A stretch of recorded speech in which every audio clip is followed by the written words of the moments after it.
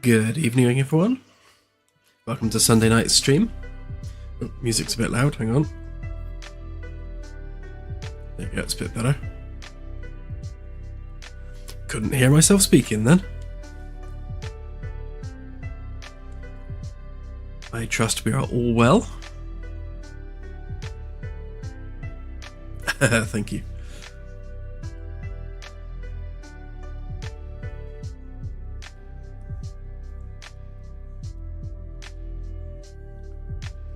Yeah, that's not a shuttle, that's actually one of the probes. Obviously this is just a mock-up of kind of a rough idea of what we're going to do with it.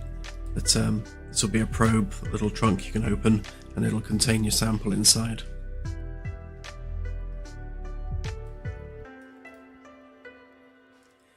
So tonight I'm going to actually step away from the layout a little bit and just do some of the work on the planetary scanning side of the sensors.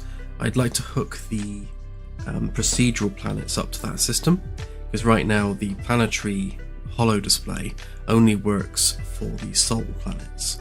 Obviously that needs to work for every planet, so I'll work on that.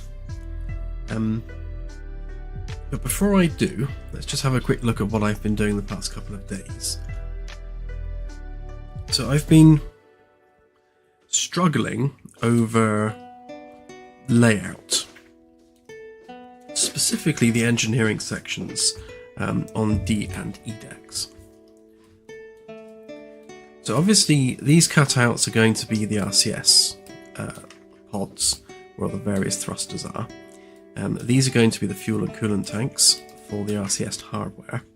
And then obviously we need access to those areas from engineering.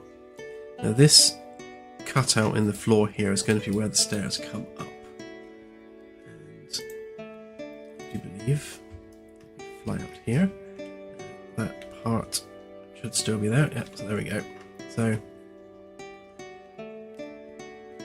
So from F deck, which isn't currently loaded, the outer ring of maintenance tunnels will cut through into the lower section of the ring supports. This bit here. And there'll be stairs leading up into kind of the background area.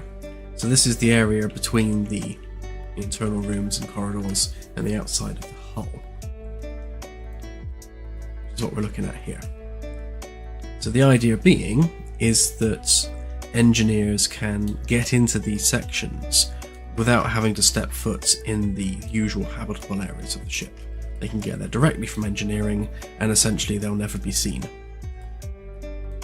Now at the front of the ship, it's actually quite straightforward. You'll come up the stairs here. You'll have essentially you'll be climbing through the framework at this point. You'll have gantries that you're walking across, but essentially you're walking through the ship's superstructure. You'll have the tanks exposed, and there will be some stairs in this little section here, because obviously this is 2 decks tall, and you need to be able to access the hardware across both decks. I'm toying with an idea of having a door available to the rest of the ship proper, so it's not exclusively this one entry point. We can have a secure door here as well, just for situations where, you know, perhaps the crew are spread around the ship and something's gone pop there that needs fixing. So rather than having to run all the way down to F deck and all the way back up here, you know, there is another access point. I've sectioned off what will hopefully eventually become 2 airlocks, and that'll be 2 airlocks on either side of the ship. And it's going to be awkward because, you know, with my love of symmetry, obviously I want the airlock door to be on the ship's midline. I don't want it to be offset above or below that midline, just for consistency's sake. So this is 2 decks tall, so the doorway is going to be in the middle there somewhere. So I just need to work out how I'm going to handle the difference in deck height, because it's kind of mid-deck between decks. So I shall iterate on that over time. And then in the aft section, we've got a similar arrangement where you've got the RCS thrusters and stairs leading up to this upper part, fuel tanks. But this section continues on, and this leads around to the aft section adjacent to the shuttle bay, and this is where the engine pylons will attach, and then the engine pods themselves. So you'll be able to get up and into the engine pylons from this area here. And again, access point to that is from F-Deck, where you kind of snake your way through all the sort of infrastructure and superstructure of the ship to get to that access point. And then I would like to have another way into this area as well. So again, we're not relying on a single entry point from F-Deck, but I'm not quite sure where to put it yet. It could go in the shuttle bay itself. That doesn't feel particularly secure. So I'll have a look about whether or not we can just sort of sneak in an entrance here somewhere. Again, I'll explore that as we go through it.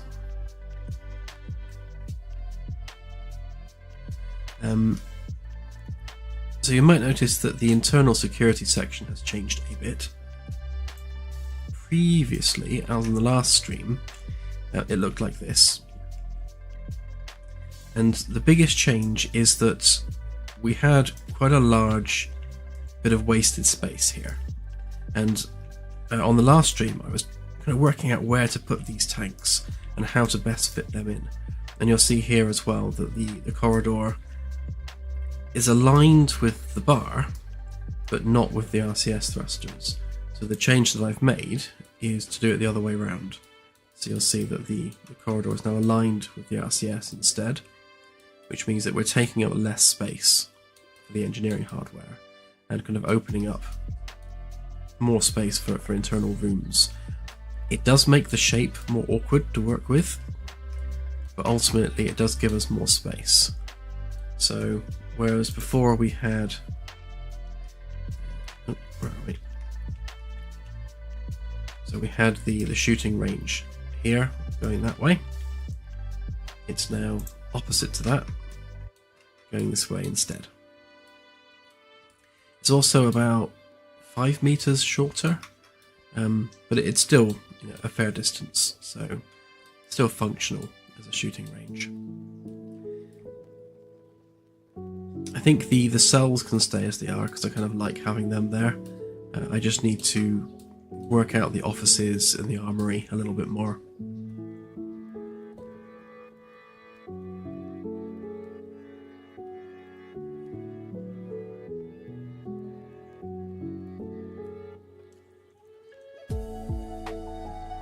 So will there be docking collars for berthing or are crew transferred via shuttles?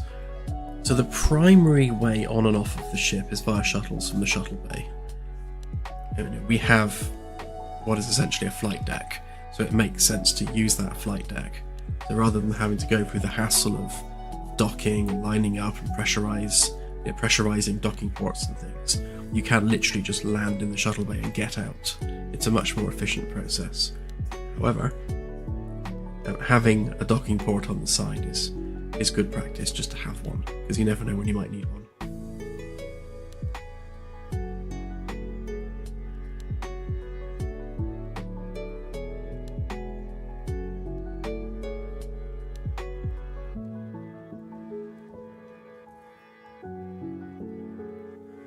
Will we get a door installed to escape the current brig area? So there are going to be two flavours of brig.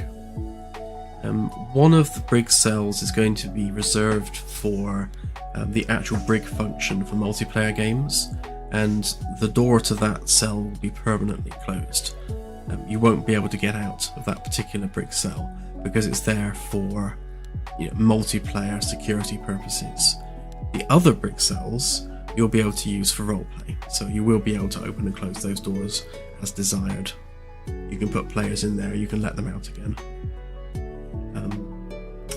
But one of them, like that one maybe, that will become the multiplayer brig, and the only way to let people in and out will be via teleporting them. just to make sure that it, it retains its integrity of its desired function.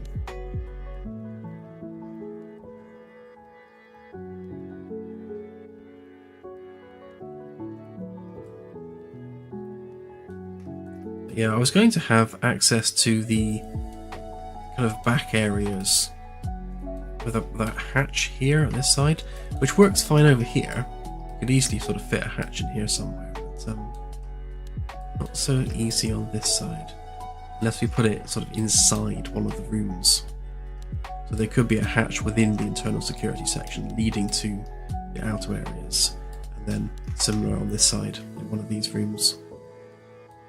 I definitely think it's needed. We need more than one access point into those areas. If not from the shuttle bay, then probably from inside one of these rooms. In terms of gameplay, obviously, there's going to be a lot of hardware in this area, because it's not just the fuel tanks. There's also going to be a chiller unit, there's going to be pumps, all the RCS hardware itself, and all the pipe work and the cabling, and all the things that makes all this work, all needs to be there and accessible for players and NPCs to fix. So access to this section needs to be fairly straightforward and easy to get to.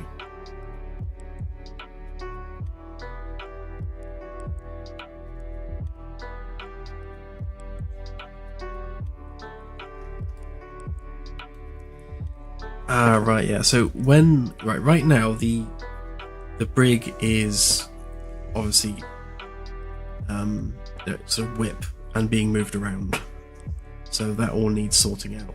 I might do that in a minute, to be honest, just to make use of what's here. Once you've been released from the brig, the teleport commands will work. So if you use Alt 1 through 6 and the emergency teleport option on the menu, if you're not currently brigged, those will teleport you out of whatever situation you happen to be in. If you are brigged, then those teleport commands are disabled.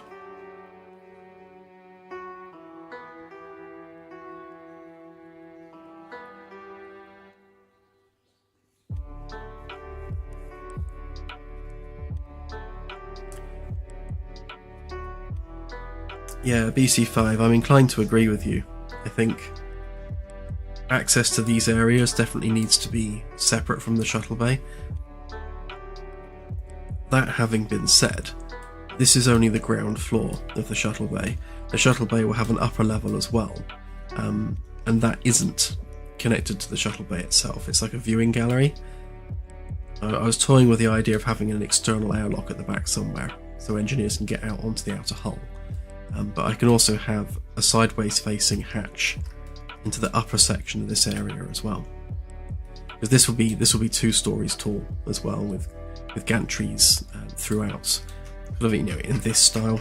So it will look like this on the inside with the same style of gantry, and there'll be a gap down the middle there.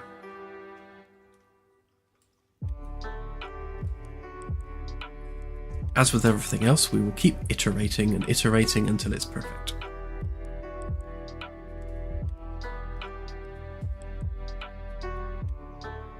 Yes, that's the fun part about doing this, actually, is trying these designs out, seeing which works and which doesn't. It's a fascinating design process. But I am going to step away from that for now, because I want to get the planets working on this. So we need the bridge, there it is. So this is going to be a combination of the HoloDisplay and the sensors. Just remind myself of how I've set it up.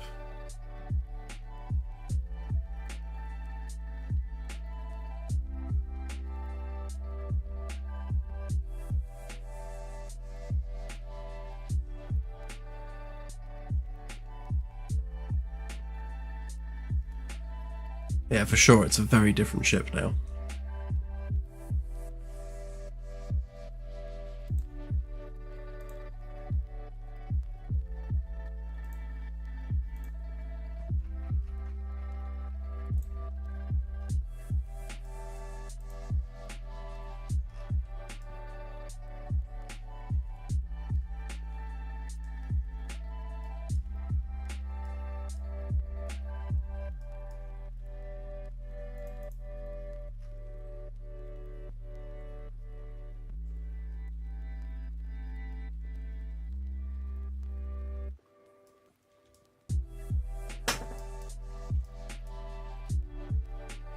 The main ship is not capable of atmospheric flight, so if you ignore all the warning bells and force it down to the planet's surface, then it will crash and burn.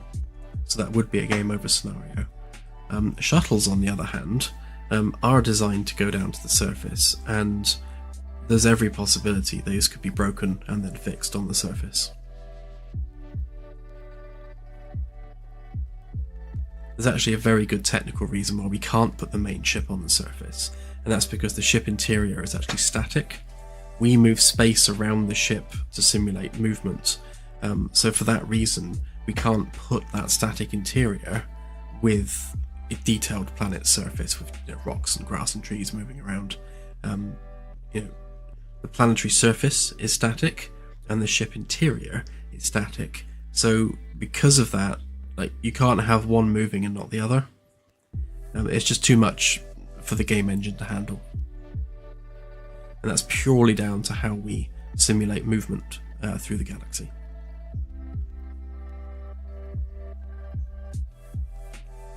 Essentially, when you fly down in a shuttle, it's teleporting you to a static surface environment. So we've got static gravity and static environment, and the ship you see in the sky is now a proxy for the actual proper ship that you walk around on.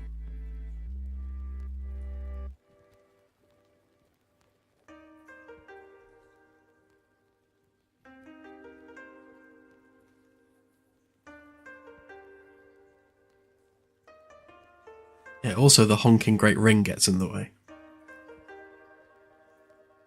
I feel like you talked about this a while back, but how are you going to work with the ship shuttles on the planet's surface and orbital mechanics? Yeah, so the orbital mechanics side of things should be fairly straightforward, in that it's going to calculate perfectly circular orbits based on your altitude, and the inclination of that orbit will be based on your distance above the equator of whatever planet you're around. So the ship will be placed on a rail, and it will travel along that rail at whatever speed is appropriate for a circular orbit at the current altitude that you're at. And you can still fly around using the sublight engines, and as you move closer to or further away from the planet, that rail is constantly redrawn depending on your altitude. And it needs to be done that way because otherwise, when you exit FTL next to a station, obviously that station's already going to be in orbit around the planet. You wouldn't be freshly exiting FTL. So we need to make sure that the moment you're going at sublight speeds, you are attached to that rail, so that you would be orbiting alongside the station rather than having the station flying off into the distance at 7 to 10 kilometers per second. And we're not trying to be the next Kerbal space program, so we're not doing Kerbal level orbital physics.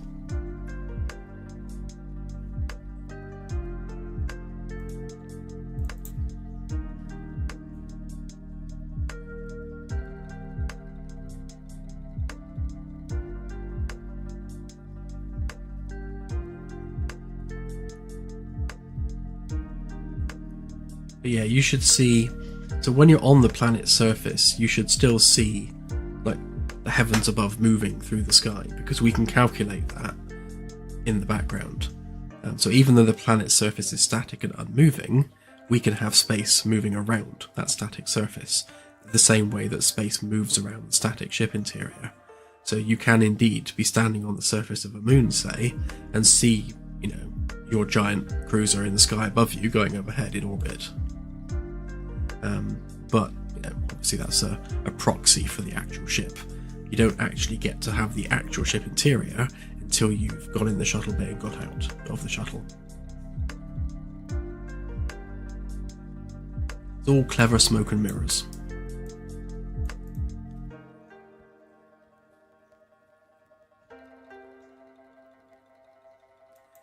The minimum speed for the FTL is 30 kilometers per second currently, which is well below superluminal speeds.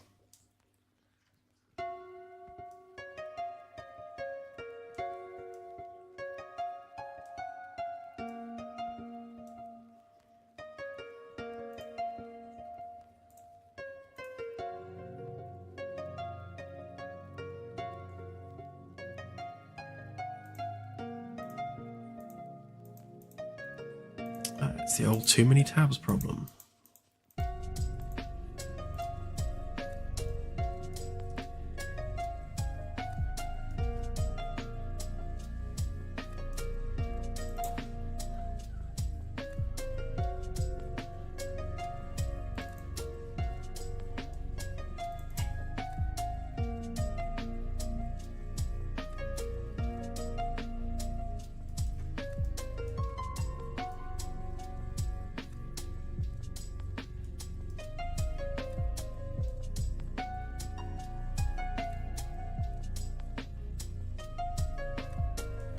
Just reminding myself of how I set up the short range sensors. So we are adding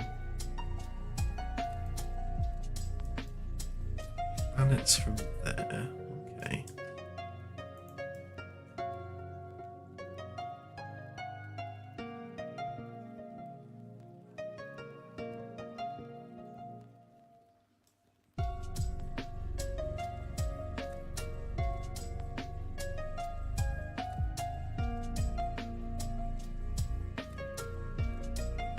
But when it comes to water worlds, I actually love the idea of being able to take the shuttles down below the surface of the water and actually exploring, you know, under alien seas.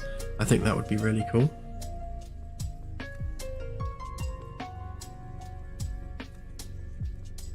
Whether or not they'll float is another matter, of course.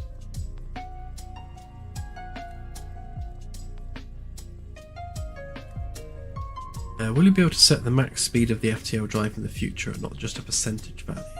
Yeah, the speed of the FTL drive is complicated because it's not just a straight, you know, 0 to 100 speed. So you've got the sublight engine speed, which for the sake of gameplay we're going to have to cap, because otherwise, you know, any kind of encounter turns into jousting. And you know, we don't want just infinite acceleration, because that breaks the game in other ways. And the actual speed of the ship at FTL is a multiplier of whatever your sublight speed is. If you look at the research for Alcubierre drives and sort of modern updates to the Alcubierre drive, the math doesn't induce momentum. So whilst it may compress space and expand space and make it so that space-time itself can move at superluminal speeds, the math doesn't impart any kind of velocity on the ship. So the ship still needs to provide velocity in some way. So what we're doing for the purposes of the game is we're having the sublight engines providing the thrust, and then the FTL field compresses space to effectively work like a conveyor. So it's a multiplier on whatever your current sublight speed is. And the strength of the field is directly dependent on how much power you're putting into the field coils. So you've got this sort of very organic, complicated balancing act whereby if you wanted the ship to go, say, exactly 1c in terms of its speed, I guess that the simplest way to do that would be to go full throttle on the sublight engines and then apply the exact amount of energy required to charge the field coils enough that the multiplier works out at being 1c when all said and done. So it's quite a complicated system. It's not just a straight throttle. I do want to be able to set a speed on the helm. So say you want to be able to cruise around at 1c just to see what cruising around at the speed of light actually looks like, which is painfully slow, by the way. I want to be able to just set that as a target speed. But in doing so, we have to kind of work the math backwards to work out how much power do we need to put into the coils in order to achieve 1c at whatever the sublight speed happens to be at this current moment in time. So yeah, it's going to be complicated, but yes, we would like to do that. I hope that made sense.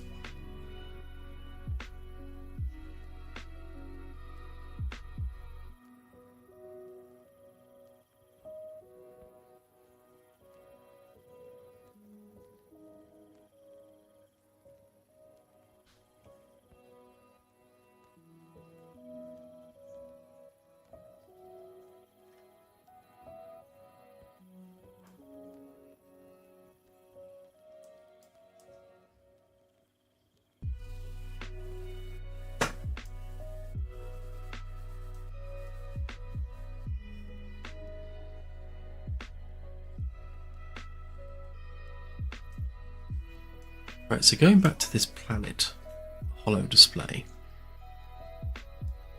one of the issues we have currently is that it's not rendering the planets at the correct scale. So planets like Saturn, for example, are so huge that they overflow the confines of the bridge. So I guess the first thing we need to do is work out the scaling factor for that.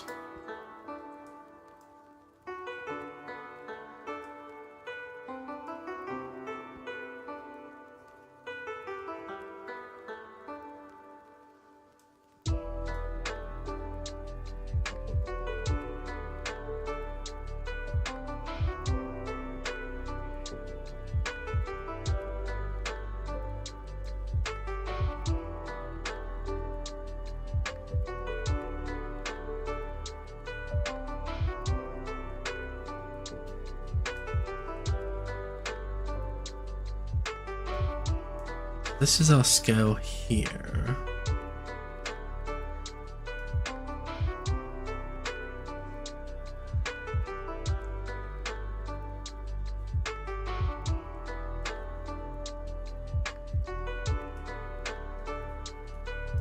So ideally we want to tie this into our zoom level on the sensors themselves. So let me just remind myself how I was doing that before. The star system overall.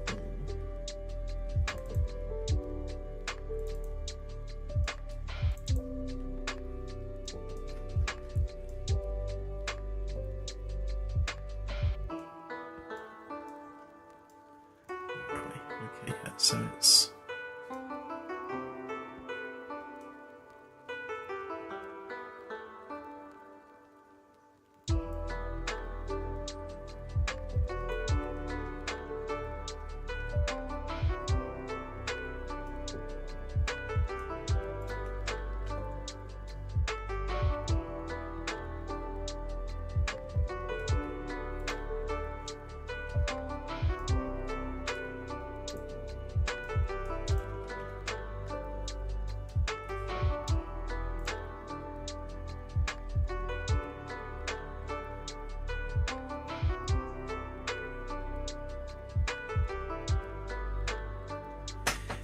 how are we going to deal with people trying to land on Earth? Yeah, so there are going to be some planets that you can't land on.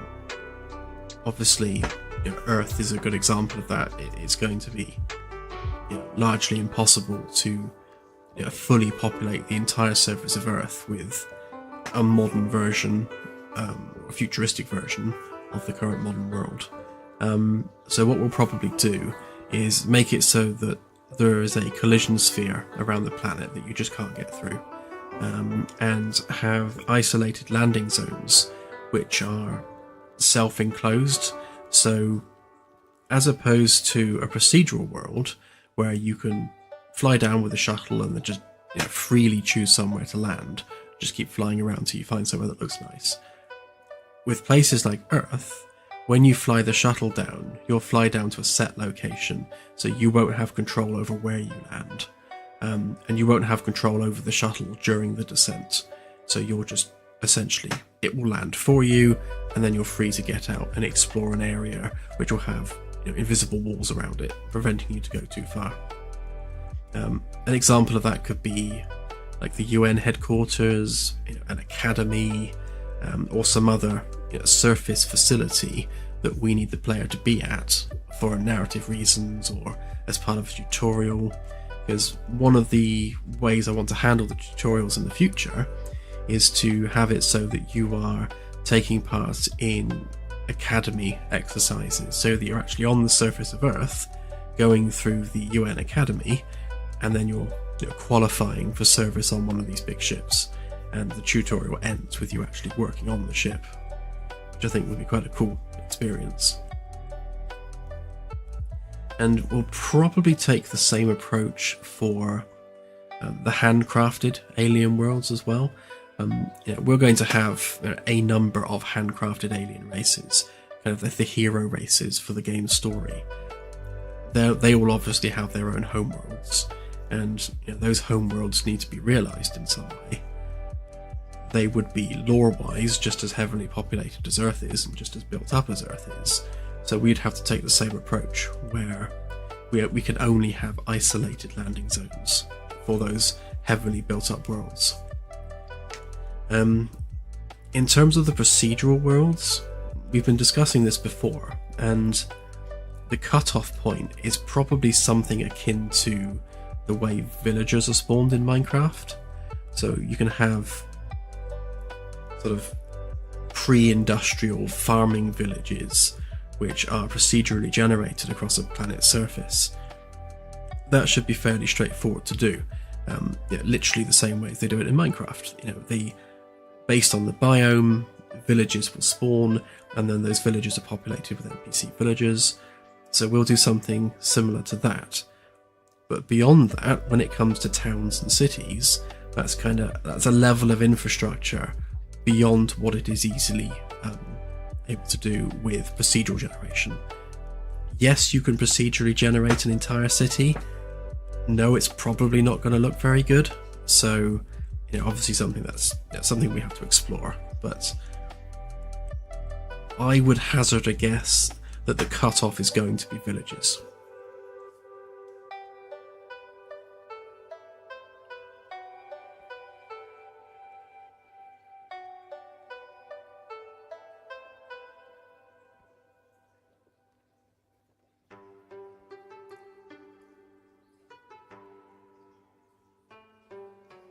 Yeah, the problem with places like Earth is, yes, we could procedurally generate a forest or a mountain range, but Earth is covered in infrastructure. And we're not just talking about towns and cities, we're talking about all the roads and airports and things flying around. And Earth is a very busy planet, and there's just way too much there to be able to generate procedurally for the purposes of the game. And to be honest, it's beyond the scope of the game as well.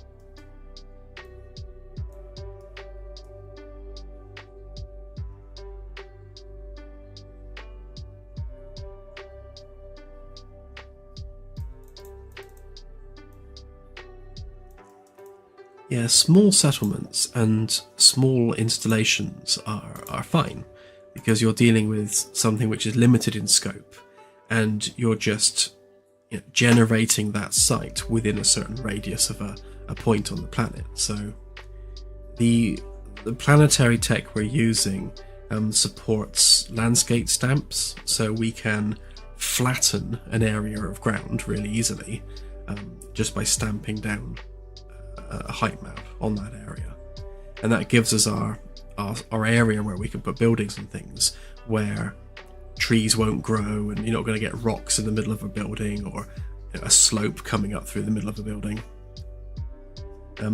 which is again easy for something which is small and self-contained, but infinitely more difficult if you're talking something the size of a city. Because what we wouldn't want to do is to have a city environment which is essentially dead, because it wouldn't have people wandering around it wouldn't have traffic and infrastructure. If we're going to have a city, we want to have a proper city. So it's best just to avoid those environments until we can do it in such a way that feels good for the game.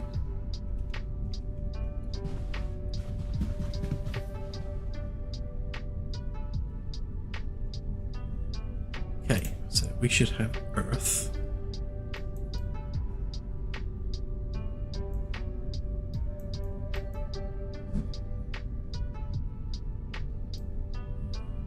Okay, well the zoom's working.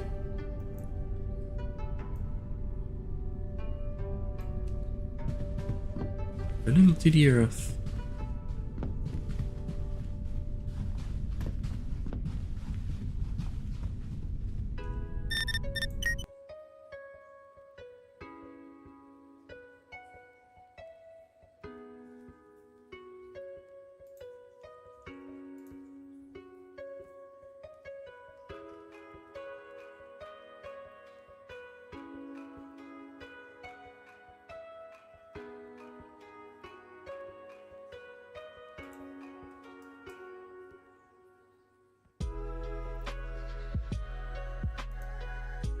How big is the mesh we're using? That's a good question.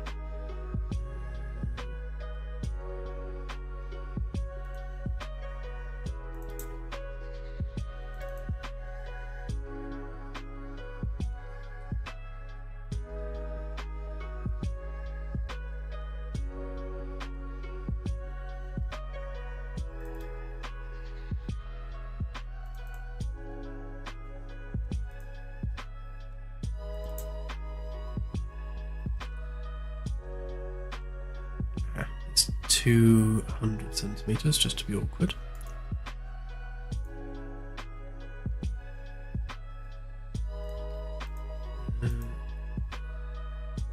Yeah, so I need to redo that with a better mesh at some point.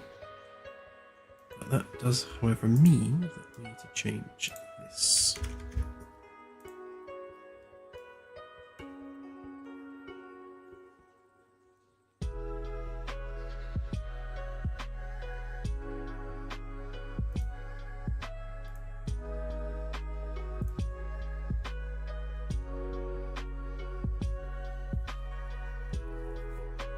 Yeah, I think the problem with Starfield is it was limited by the engine that they used.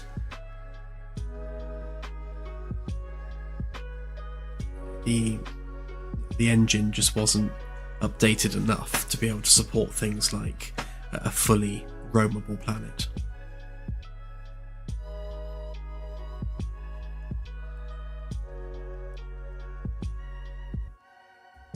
I've only spent probably half an hour tops just exploring Starfield, just poking around, being nosy really. And I think what I immediately disliked about it was the fact that when you leave a planet's surface, you are very, very far from the planet, kind of in a high orbit above it.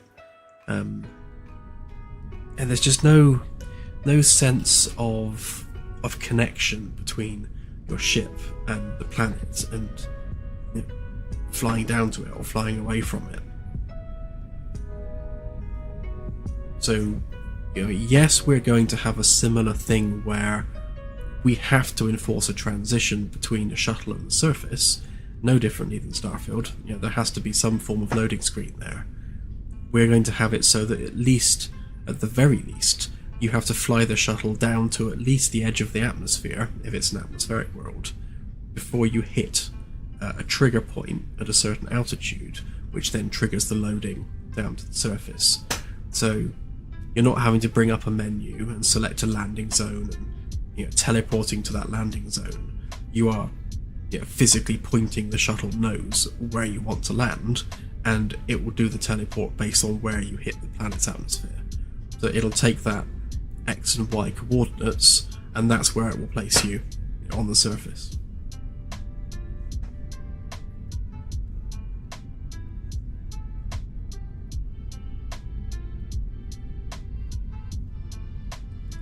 Yeah, exactly that. The shuttle is the transition method between your main ship and practically everything else. So things like if you're exploring an alien derelict station, you won't be able to dock with that station with your main ship. You'll park next to it and then take a shuttle across.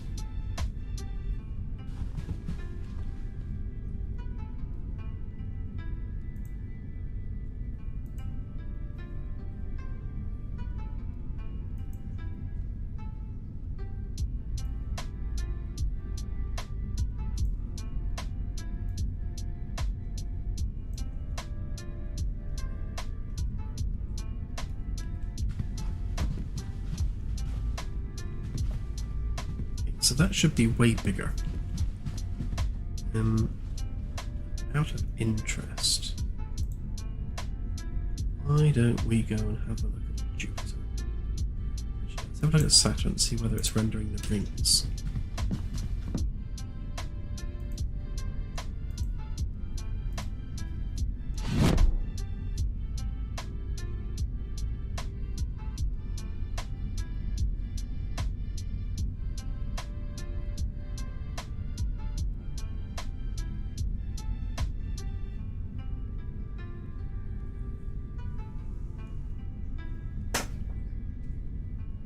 Well, the actual surface environment only takes a few seconds to load. It's very, very quick. So something as simple as just having the camera briefly outside of the shuttle as you see the shuttle flying off down towards the surface, and then you're back in control of the shuttle again. Something as simple as that would suffice. Or if it's an atmospheric world, we can mask the view by having clouds kind of whizzing past the window, obscuring the fact that you're loading a surface environment. Obviously, if there's no atmosphere, that's a little bit more awkward.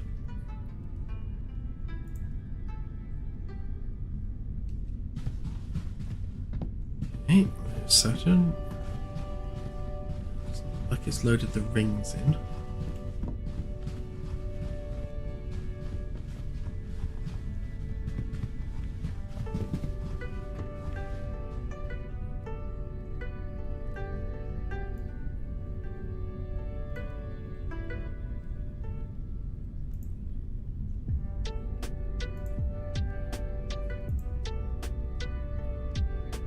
That's interesting. Why is it changing the texture?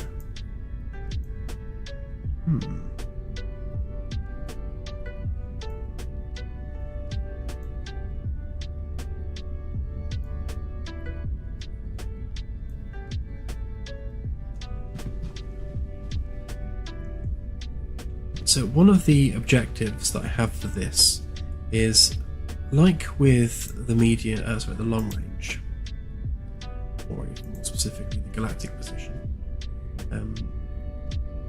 we can focus what the camera is, what the display is focused on. So either we can focus the display on the point of interest, like where the ship is, or we can focus on the galactic center. So we can choose what we're aligning our display and our zoom with. So if we align with the center of the galaxy, we're zooming in on that location. And similarly, if we align with the ship, that's where we zoom in and out of. And I want to do the same for short range as well.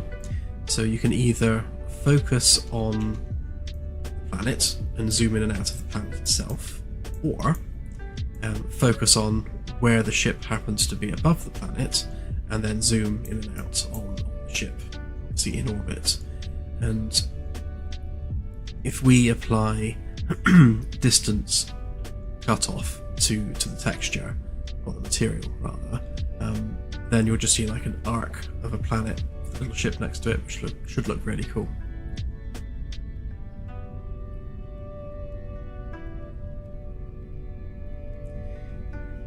Yes, the ceiling isn't actually finished yet, so what I'm probably going to do is remove this central dome and have another window just in the centre there, and then have a ring of what are essentially spotlight looking objects around the outside here, and that will be the HoloDisplay projector. So it's going to be a big ring of projectors all shining down towards the centre, and that's what will generate the display. And we'll have a visual effect on them, so you can see beams of light and little dust particles catching the light, just to make it look all sexy.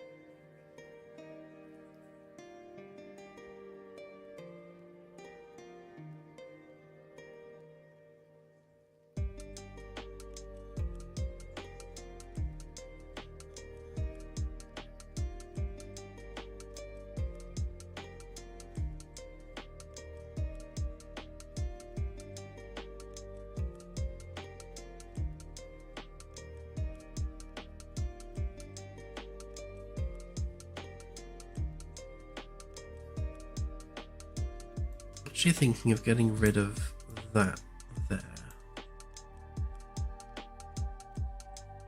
That should give us a much larger zoom, but we do need to clamp it based on the radius of the planet versus the radius of the HoloDisplay.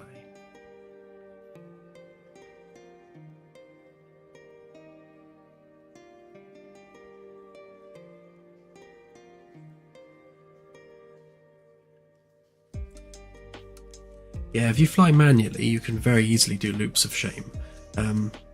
I do practically every time. You will eventually be able to force the autopilot to do loops of shame, because right now the autopilot is just a single button that does everything. I want to separate that into things like speed hold, heading hold, target hold, and have various different autopilot functions. So if you want to, you can just have the autopilot angle the ship towards the targets, but you have full control over the actual speed of approach.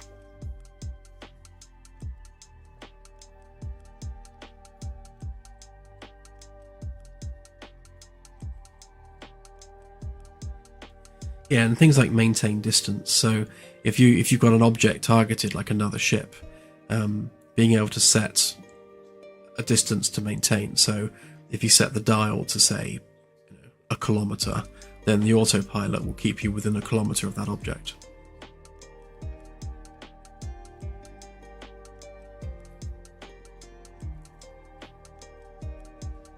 It's a balancing act between what's realistic and how much agency you want to take away from the player.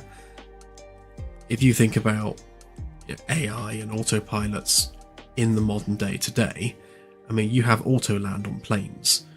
The autopilot on commercial airliners could land the plane without the pilot.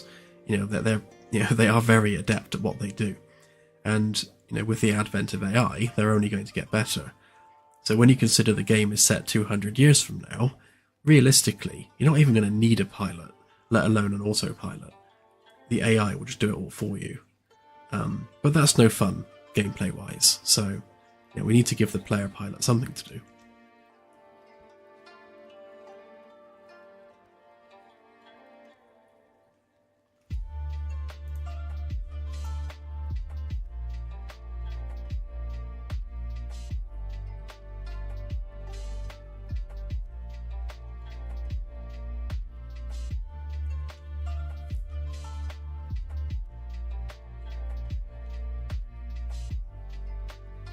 Commander Delta, yes. Something we used to have before the helm got a bit of an overhaul is we had an approach distance control where you could literally define how close to an object the autopilot would place you.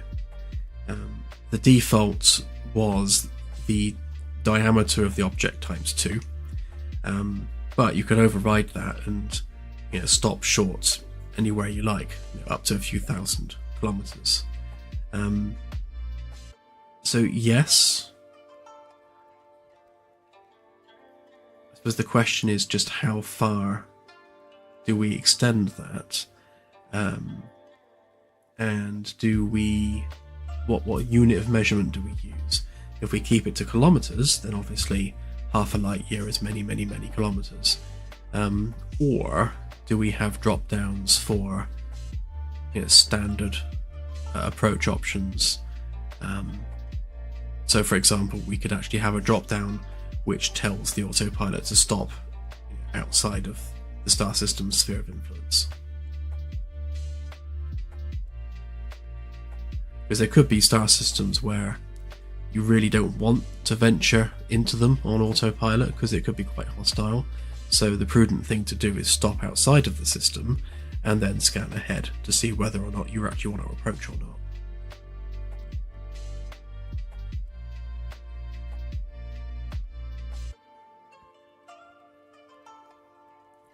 Yeah, definitely. Diplomacy-wise, FTLing and warping right up to their planet is it's going to startle them.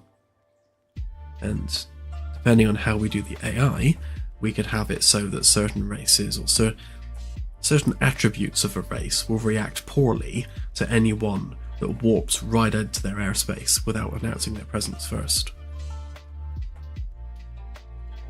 And some might be quite trigger happy, and that could make them pull the trigger.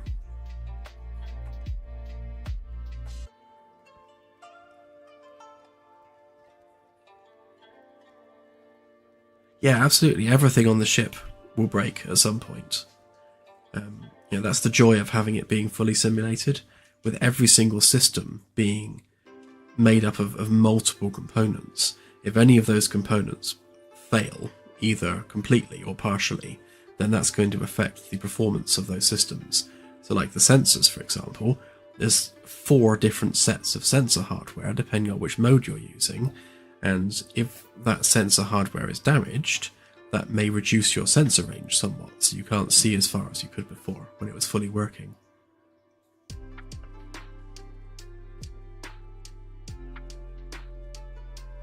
Yeah, definitely, as things fail, then other things start failing as well.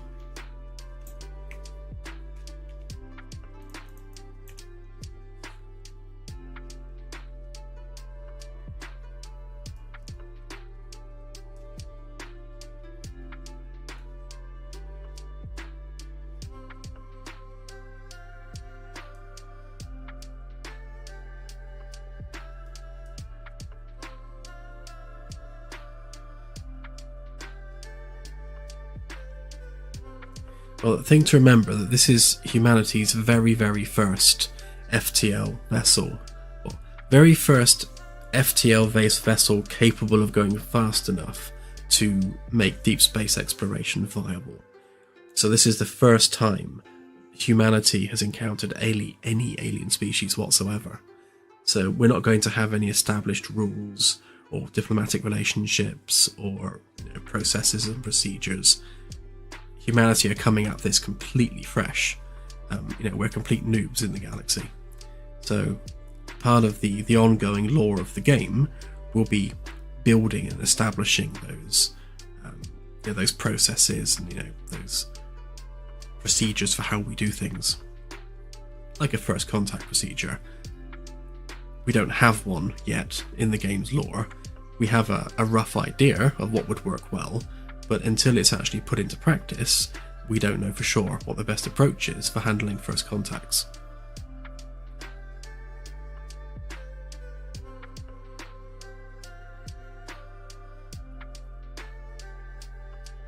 Yeah, really simple rules like, don't blow anything up.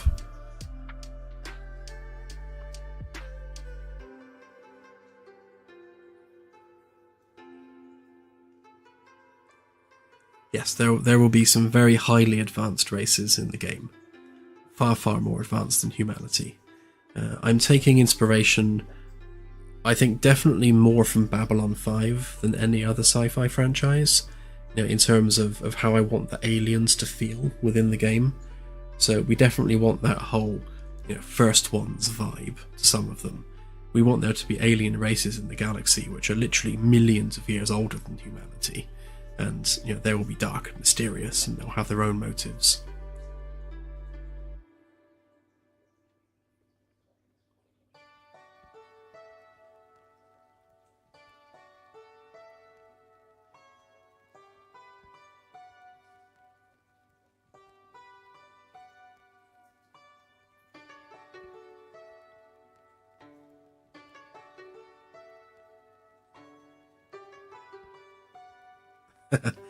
Ah, Zathras.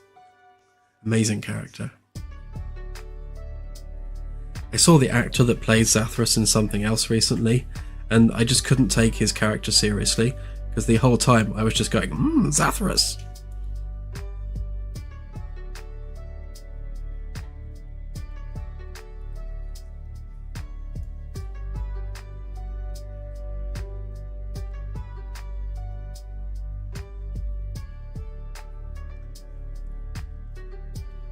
Evening, Ian. I am working on the rendering of planets on the HoloDisplay, with particular attention to having it work with the procedural systems, because as of right now it does not.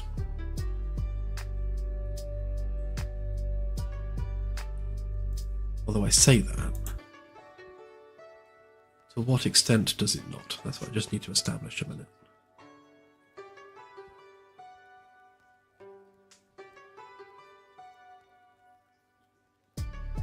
Every alien species will have their own language, and depending on how advanced they are, will be what you need to do to be able to speak to them.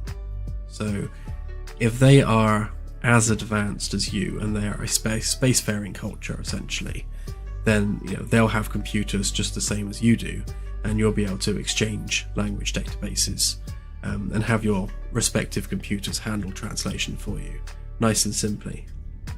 If they are a non-spacefaring species, then you'll have to do some work to translate their language, and that'll be by way of sending down probes, gathering artifacts, and using the linguistics lab on the ship to feed those artifacts into the ship's computer so that it can translate their language.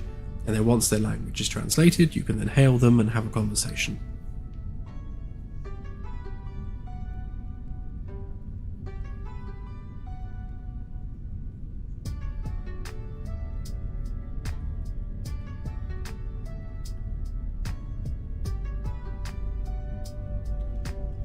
The ship's weapons will be as powerful as they need to be. It's a difficult question to answer, really. I mean, how do you gauge power? In terms of tech level, humanity are, I would say, at the lower end of tech in the galaxy. Obviously, we are a fresh FTL species. We've only just discovered FTL travel, so we haven't been out there very long.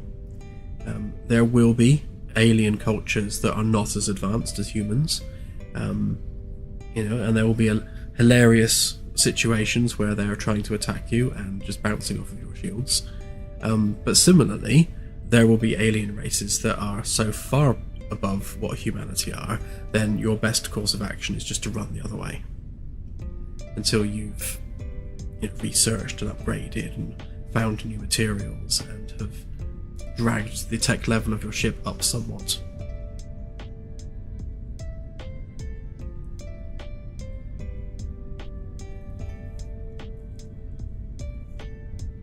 Yeah, exactly.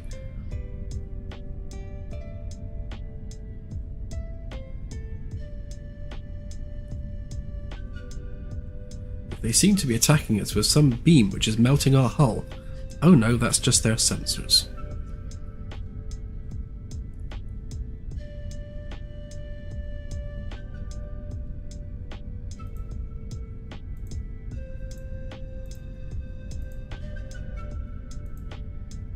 Pick a planet, any planet.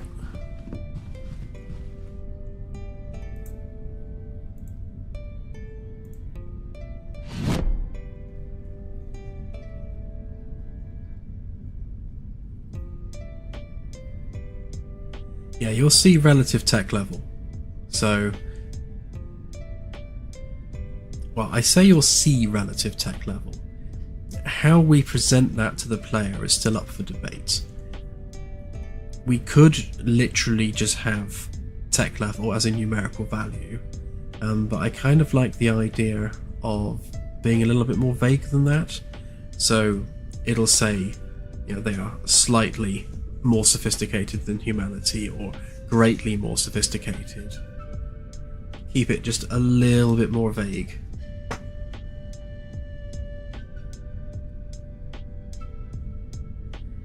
You come across an alien species and the sensors say something along the lines of they are significantly more advanced than humanity, then that gives you a rough idea of perhaps you shouldn't mess with them.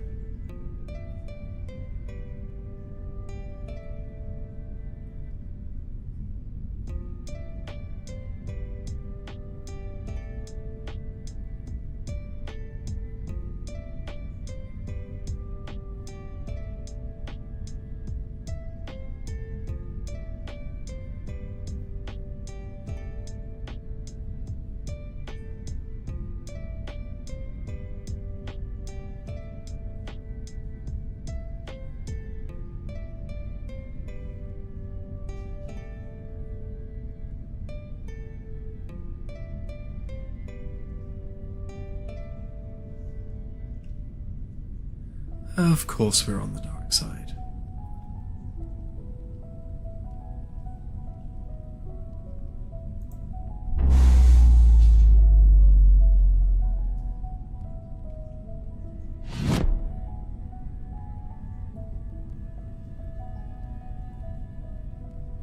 Yeah, I have got the Kardashev scale rolled into the tech levels that I was looking at, but to be honest, it's a very poor scale because it's not very granular at all.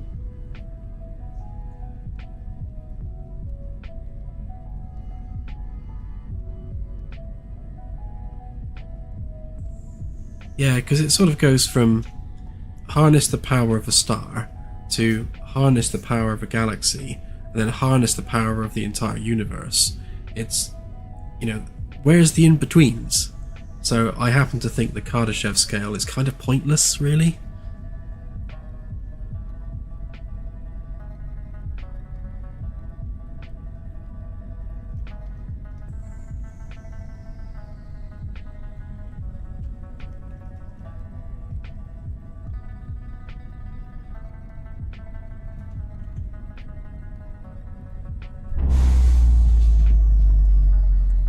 That's a pretty one.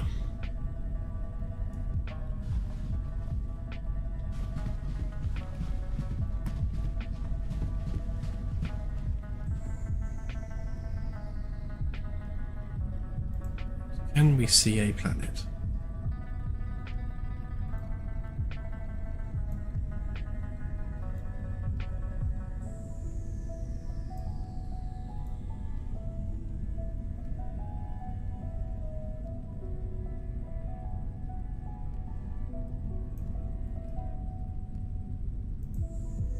Guessing that's a no then.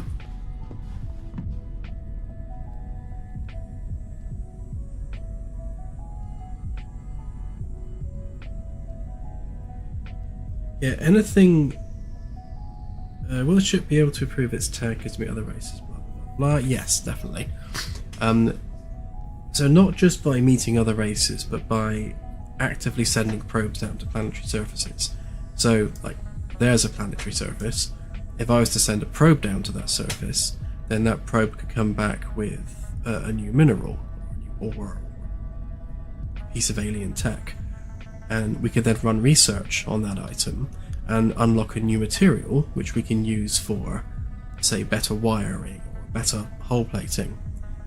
So from that point on, we would know that that's the material we want to look for, and when we're 3D printing new parts, we'll 3D print those parts using that new material rather than our old standard steel, thus upgrading our hull plating or wires or whatever.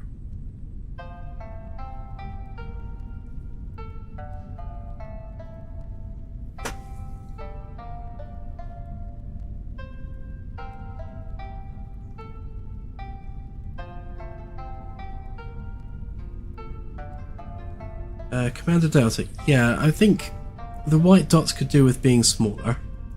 Like here, for example. Bad example, because there's a star there. Hang on, let's pick one. It's not. Oh, the gas giant, there you go. So, for one, it shouldn't be that bright. Like, that star isn't that bright. So I can fix the brightness on them. But if you think about Jupiter or Venus from the perspective of Earth, they are brighter than stars in the sky, so it is perfectly realistic to see planets as bright points of light in space. Like right now they're too bright, like that's way too bright. And perhaps the spot could be smaller. But you do kind of need to see that they are there. If you were to really fly through our solar system at the kind of speeds that this ship moves at, you would see the planets moving. I mean, even Mars is brighter than some stars in the sky.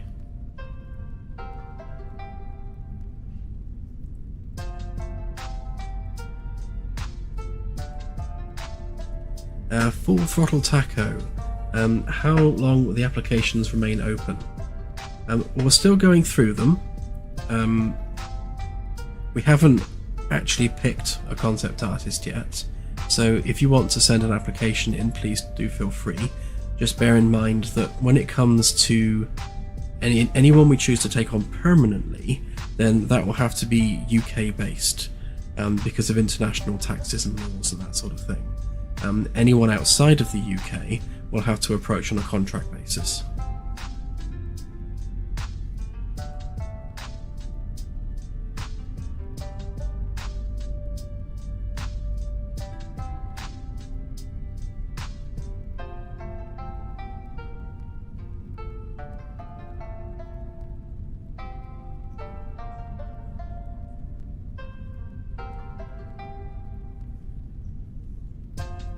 Yeah, I think the planets would only be truly dark if the sun were directly behind them.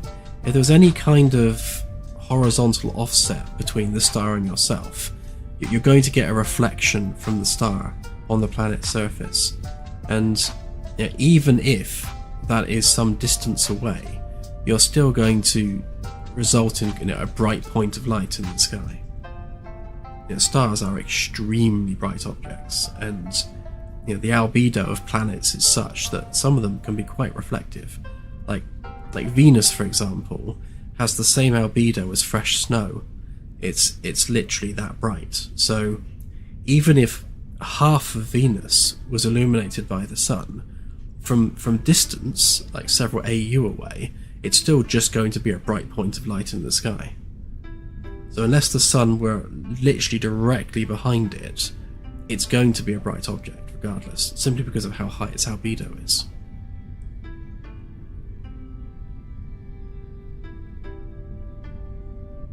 I mean, that aside, it's difficult to implement angle when it comes to the planetary placeholders. So, we would have to start calculating the position of the planet versus the star and the ship, and start drawing triangles. And if the angle of the triangle exceeds a certain angle, then at what point do we make it dimmer? And then you're adding a lot of computation to the system, whereas just a pinprick of light in the sky generally is quite sufficient, and I'm happy to just suck up any lack of realism that might suggest. I guess the only thing we could do, which is not quite so as computationally heavy, is adjust the brightness of the specks of light depending on your distance to the star. So you'd have to be reasonably close to the star to see them lit up bright. Otherwise, if you're too far away, the light from the star would just drown them out anyway. So that would probably be a better approach. Yeah, I think that's probably a good way of doing it. As you approach a star, it would remain a bright point of light, and as the planets start to kind of spread out as you approach, they would fade in more than they do now, so they wouldn't just be bursting out of the star like they currently do. I'll have a look at that and see if we can make it look a bit nicer.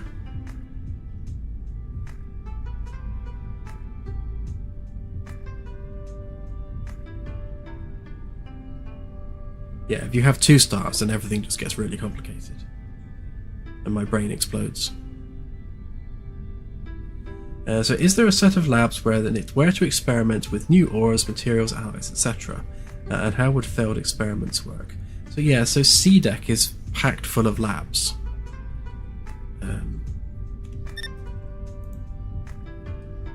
Case in point. There is C-Deck. I've removed the floors, annoyingly. Hang on. That one.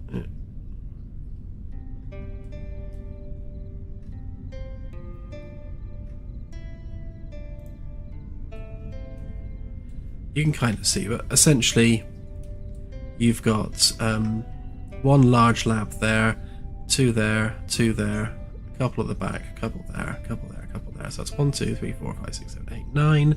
So 9 large labs, and then 4 small labs.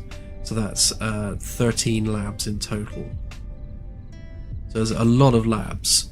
The general layout wise for the labs, so taking like one of these oddly shaped ones, for example, say this was the geology lab, you would have a section for storage, so you'd have like a storage room, lots and lots of shelves, lots and lots of things you've picked up of planetary surfaces, and then all the hardware for analysing those objects. Gameplay wise, you would take the object, place it in a scanning machine, press the button and the scanning machine will wave lasers over it just to do some scanning visuals, and that unlocks secrets that may be held with that object.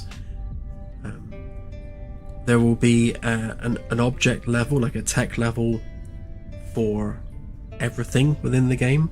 So if, say, you are tech level 20 and the object that you've discovered is tech level 50, then it's so far above your tech level that no matter how you look at it, you'll never be able to unlock its secrets. So you need to analyze and perform science on lower tech level objects in order to sort of skill up your science team until they can finally unlock the secrets of this, tech level 50 super item that you've got stored on a shelf, just waiting to be analyzed.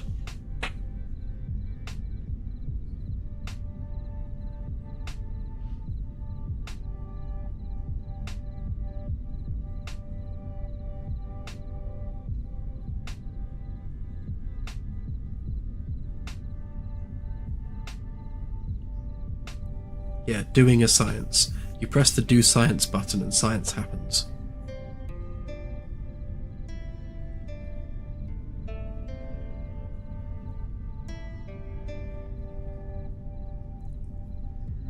Yeah, so the science gameplay, I would like for it to be more involved over time. Initially, it's going to be a case of identify which lab the object belongs to. Obviously, if it's a rock, it goes to the geology lab.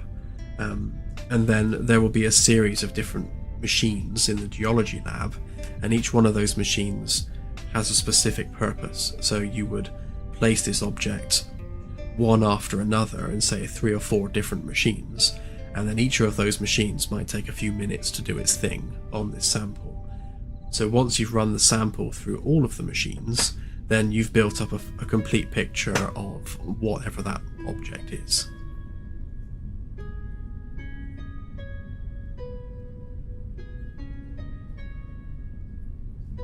So that means, in the first instance, or at least the first iteration of science gameplay, at least lab-based science gameplay, it's mostly going to consist of putting objects on analysis devices and then pressing analyze buttons.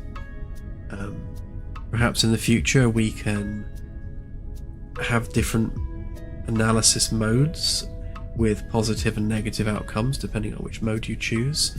So for example, there could be a particular mineral which reacts badly to a certain frequency, so if you happen to scan it with that frequency, it explodes. Jeopardy like that, is something we can look at for the future. But yeah, certainly in version 1, it's going to be put object on plate, press button, and then wait.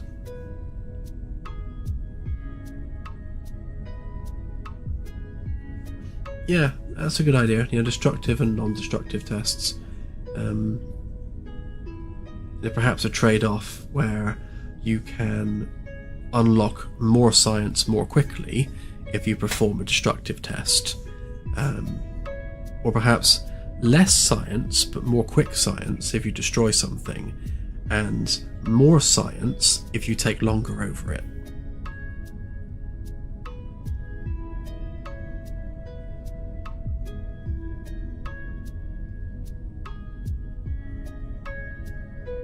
Yeah, the ship will have a plethora of 3D printers. So anything that gets broken or destroyed, you'll just be able to 3D print replacements. But those 3D printers will have a material cost associated with them, and that's where mining will come into it, because you'll need to keep the 3D printers' resource bins well stocked with materials.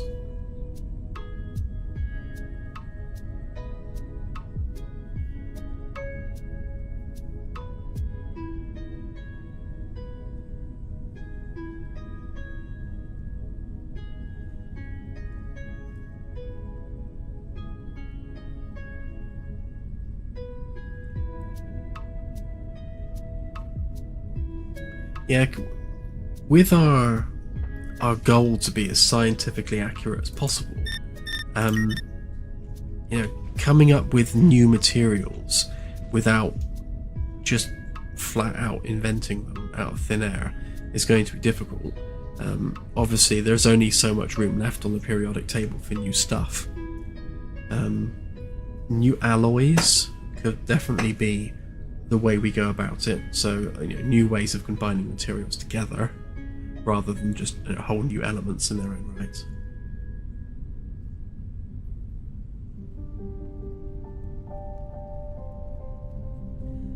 And yes, so I think we would definitely want multiple examples of a new material or substance to fully unlock the use of that. So if you find a new mineral, then you're going to need maybe a dozen examples of that mineral to fully unlock its capabilities. Obviously, we would playtest that and find the sweet spot through playtesting.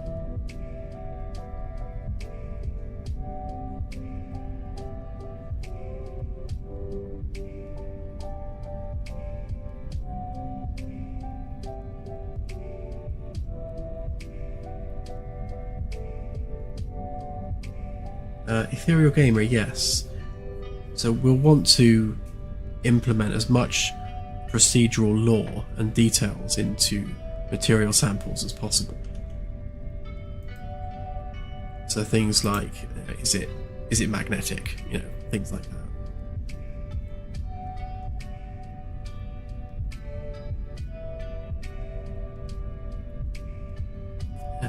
Of course, Earth is on the other side of that planet. I'm just gonna have to plow through it.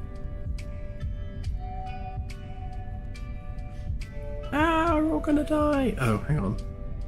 Why not set the target properly?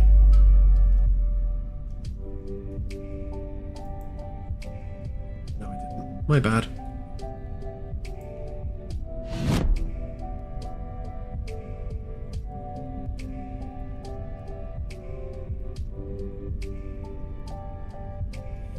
Can we obtain alien tech? Yes, we can.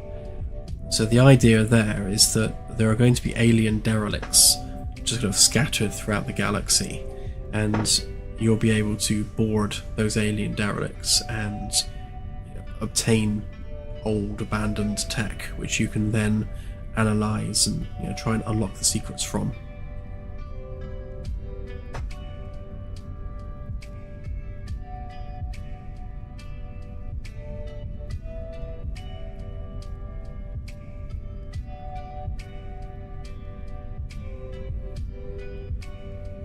Yeah, I mean, if you destroy an alien vessel, then it would be good to be able to have things left over that you can obtain and analyze. But we do want to have some kind of penalty for doing that. I'm quite keen on having an alignment type system, whereby if you continually perform hostile acts, or if you just decide to be a space pirate, then your reputation will start to precede you, and then when you arrive at an alien world, an alien species which would otherwise be neutral or passive towards you will be highly aggressive and defensive, because tales of your activities will have reached them, and you're seen as a negative presence in the galaxy. So we definitely want there to be consequence for, being a crappy explorer.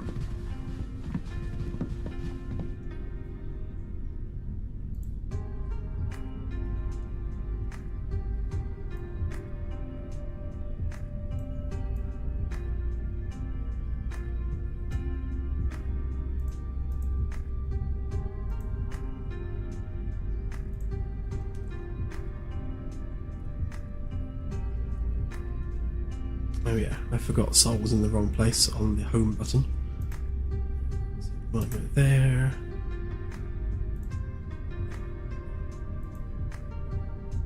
Oh, interesting.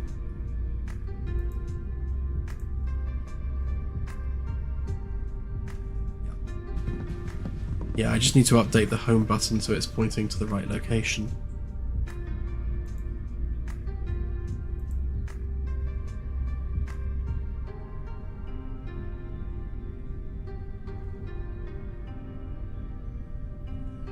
All of the planets do actually already rotate. Obviously, at a planetary scale, that rotation is difficult to see.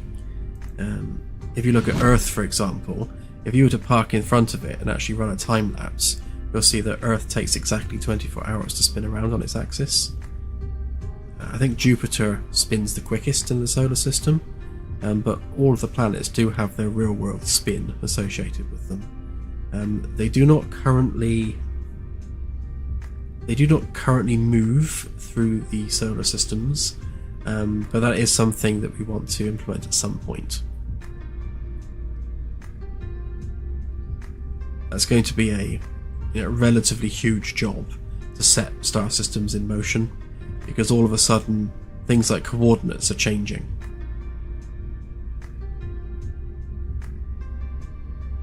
Yeah, they do actually spin. It's just like Earth literally takes 24 hours to turn around, so that's quite a long time when you're just staring at it.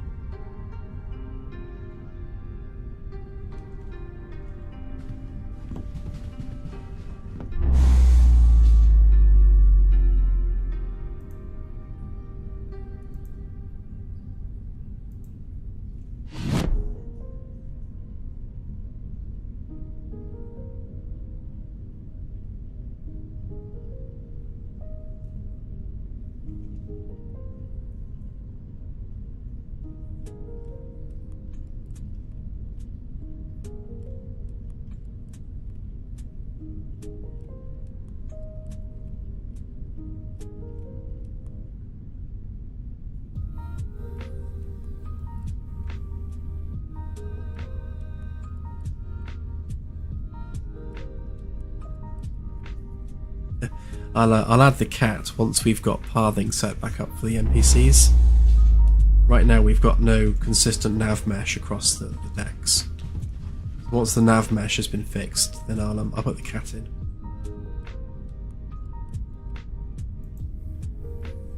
Right, we have planets, and we should have Earth here somewhere.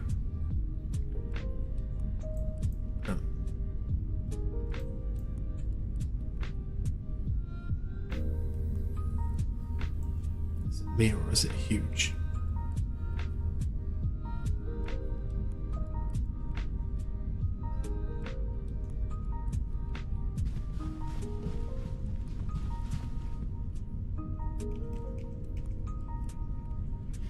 Yep, Earth is in fact huge and all around us.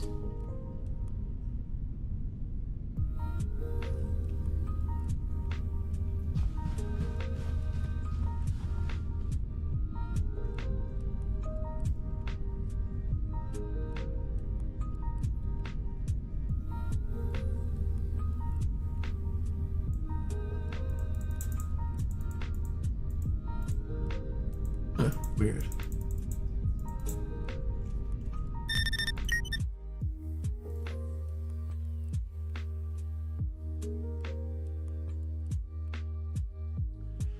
No, I don't think they did there. I removed this. Essentially, that's how we were doing the scale.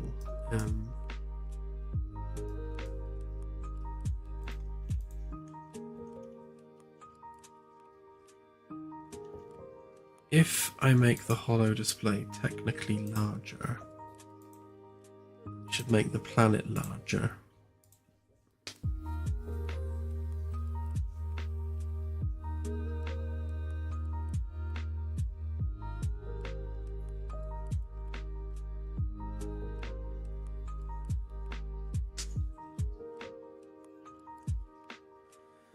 Fizzbrain, yeah, the orbital mechanics themselves are alright, that's fairly simple, and moving the planets around on rails, which is how we do it, again, is fairly straightforward. The difficult part is when you consider the fact that space is moving around the ship. So so that the ship interior is static and space moves around it. So that in itself starts to become complicated. And then you have to consider the fact that we will have other ships and rocks and space stations and other things having to orbit a planet which in itself is moving. And not only is the planet moving around its star, and all the objects around the planet are orbiting the planet, but the entire space itself is also moving around the ship at the same time. So you've got lots and lots of things moving in relation to one another, and this is kind of just a concert of chaos that needs to be tamed.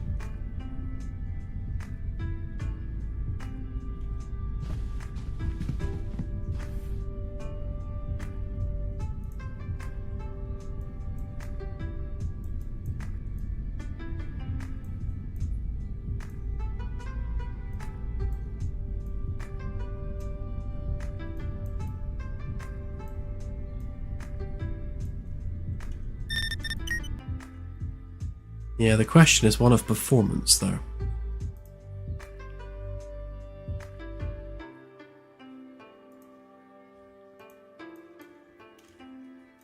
If I set that to 1,000, do we have a planet double the size? Let's see.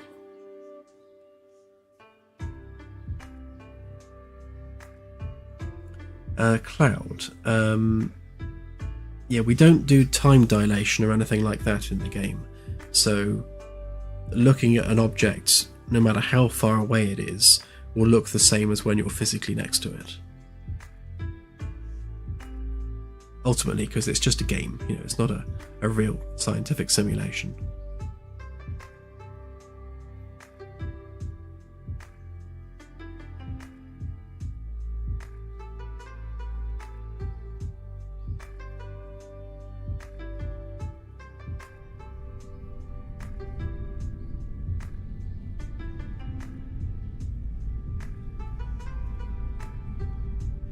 Night Owl, when you say time, do you mean game time, or do you mean the location of the planets?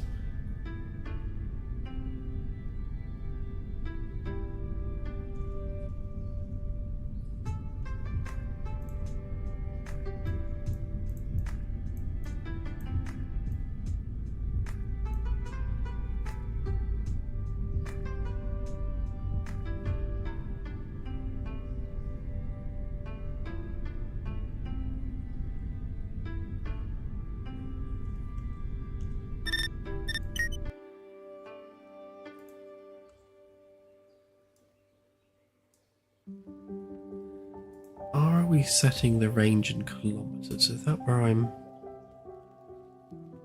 getting confused here?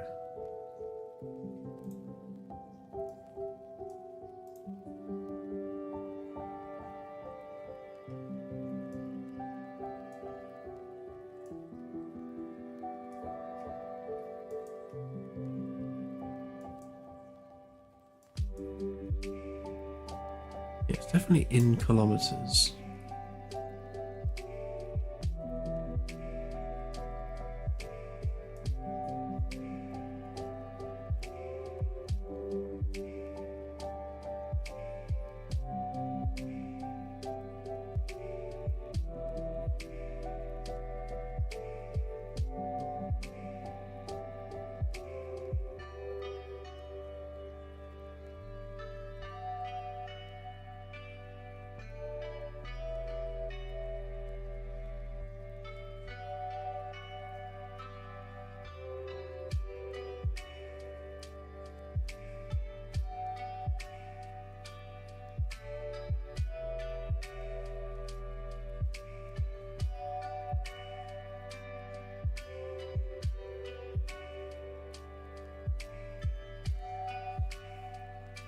So Leo, yeah, one of the things we're recruiting for is a volumetrics shader artist, because there's a lot of things in the game that we need volumetrics for. Everything from the cloudscapes on gas giants to the galaxy itself to various nebula and that sort of thing. You know, dusty rings around planets. we want everything to be built around volumetric effects as much as possible. So one of the things we're very, very keen on is to have this future shader artist recreate known nebula. So hopefully there is some point cloud data out there for the known nebulas, like the Pillars of Creation and the Orion Nebula, that sort of thing. If that point cloud data exists, then we can perhaps convert that to something like a VDB and render it in the game as a cloud. But yes, that's very much the plan. We know where these things are in the galaxy because they're on the Gaia dataset. There are certain codes on there for things like galaxies, open clusters, that sort of thing. So we should be able to put these nebula in the correct location and at the correct scale and render them fully volumetric in 3D. Once we have a shader artist that can construct them as such.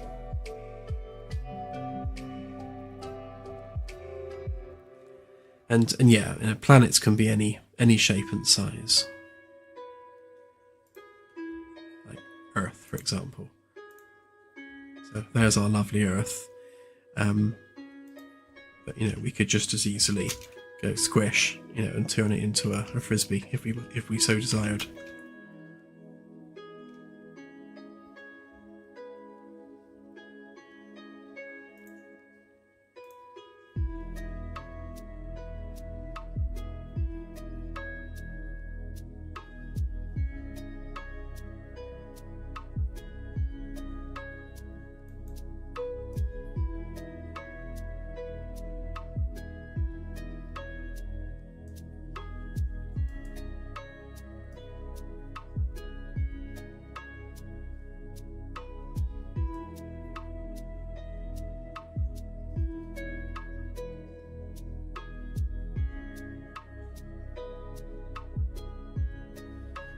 Yeah, I mean, obviously, Earth is an oblate spheroid, of course, but game engine purposes, it's currently a sphere.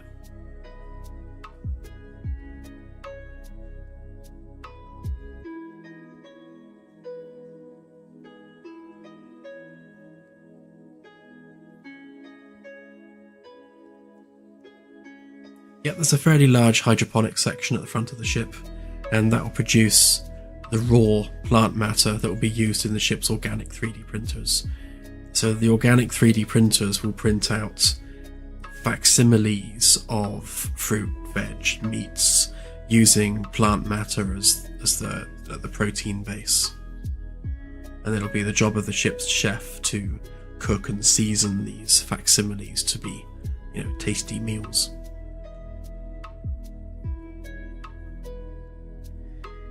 No, it's not limitation of the engine. It's simply the case that, by default, all the planets are just spheres. They're just sphere meshes. None of them are 3D objects currently. They are just textured spheres. Once we convert them to actual 3D objects, then they can be, properly scaled and bulging at the equator, as you'd expect.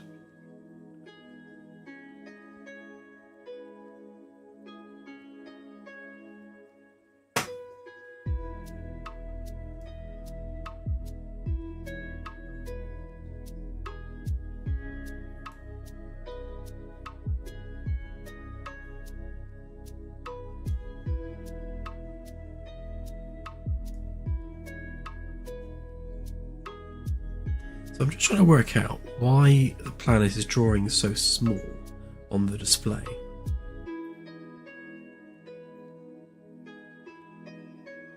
Because we're converting the sensor range in kilometers to centimeters, because that's the engine unit. The map radius is actually 200 centimeters because it's a 4 meter wide display. We're doubling that because obviously we want the full diameter from the radius. And we're taking the object radius, which is literally a planetary scale object, and we're timesing that by our sensor range. And we're dividing it by the mesh.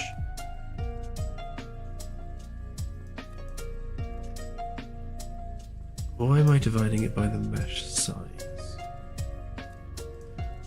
Let's just remove that step a minute. This is probably going to make the planet massive again, but have a quick look.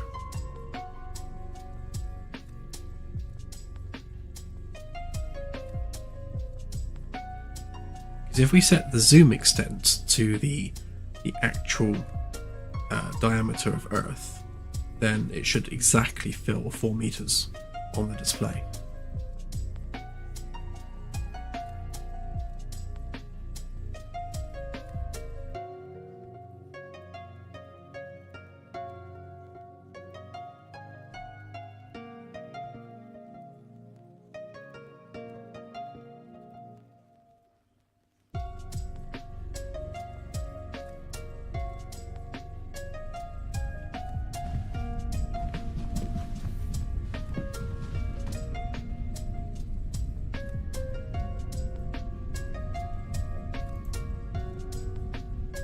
Okay, so it certainly made it huge.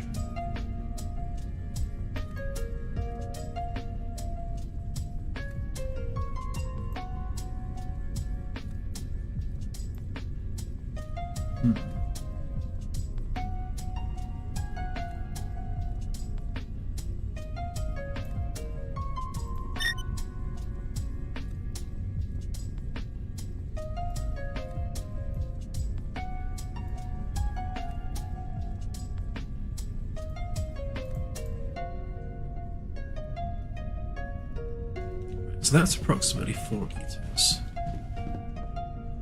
What we're using there, 18,000 kilometers, which is way too big.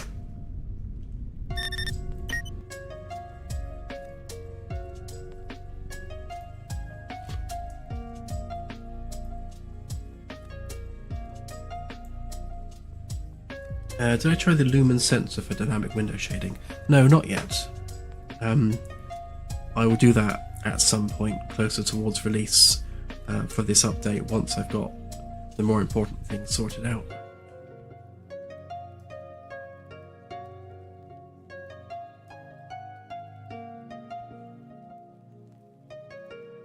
Claire will beat me if I go off plan.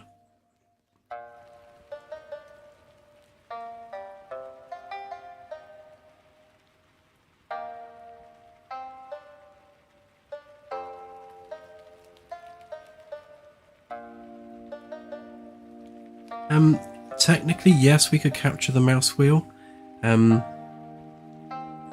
Problem by doing that is you'd probably lose the functionality of being able to scroll up and down the sensors list for all the targets in range. I'll have a look though.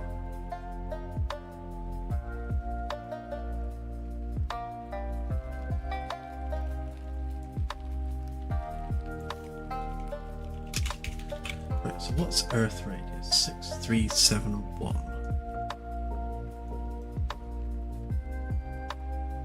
So that would be reporting 6371.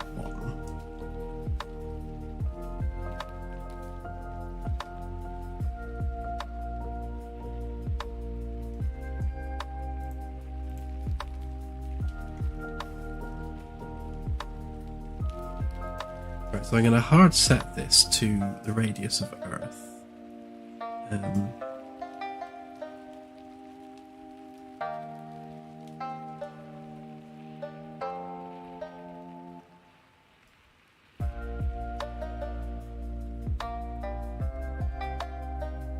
Oh, I think I know what I'm doing wrong.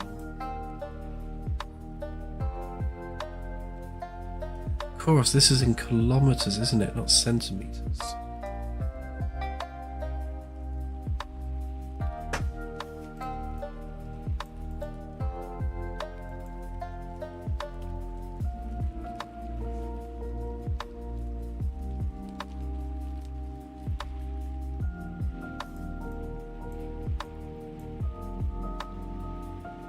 So we remove,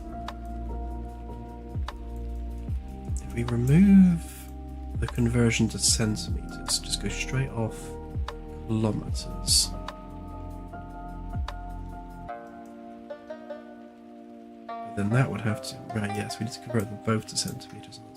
Otherwise that won't make sense.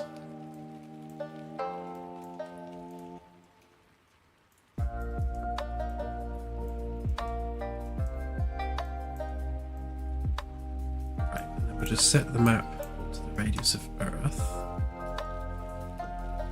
We know the mesh has a radius of 200, diameter of 200, so it should be 200.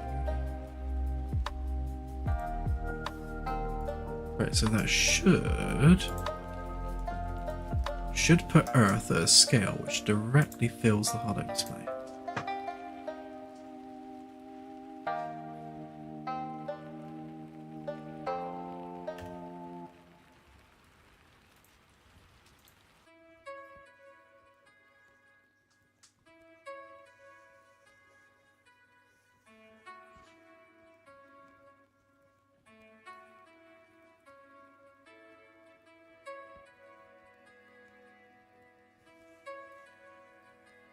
Yeah, in the long term, we do want to have different sensor modes with different overlays, like being able to actually view the galaxy out of the window using different overlays as well.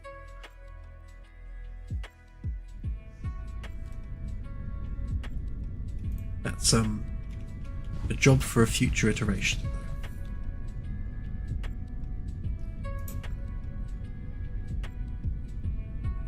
So distance shouldn't make a difference because it's not connected. Right, so that has made the Earth rather large.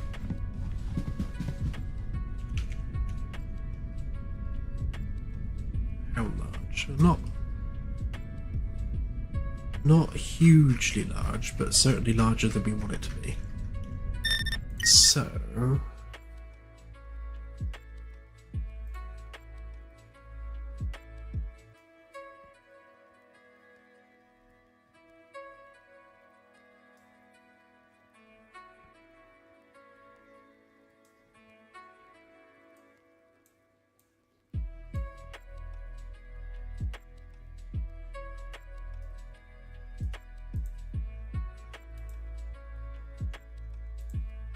let's try not doubling it.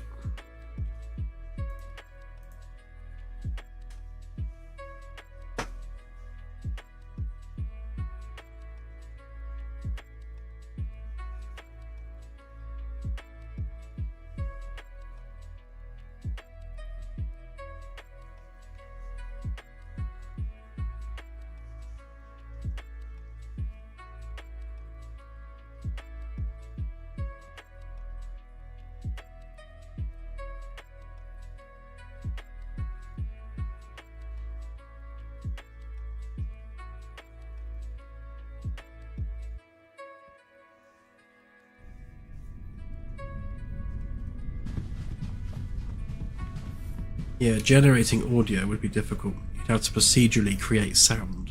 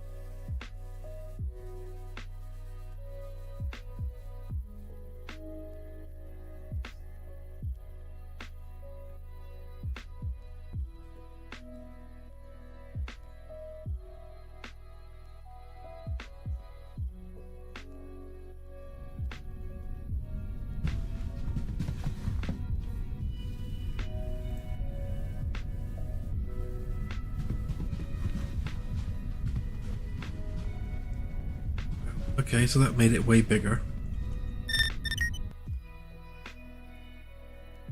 So we're definitely having to divide by the mesh scale.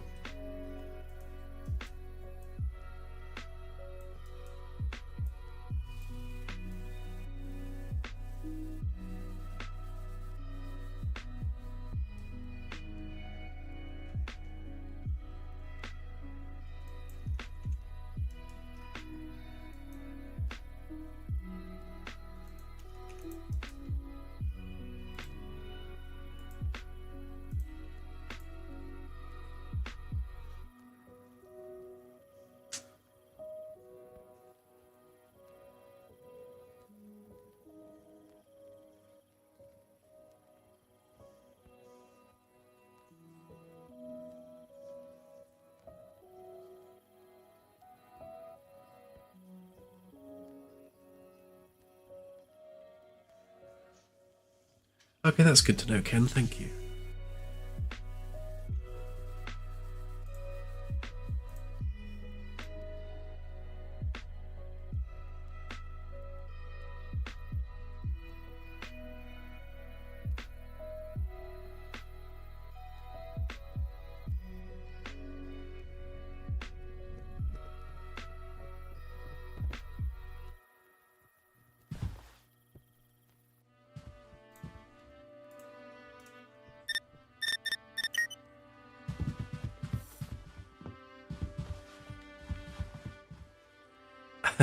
Yeah, thanks. I'll check him out after the stream.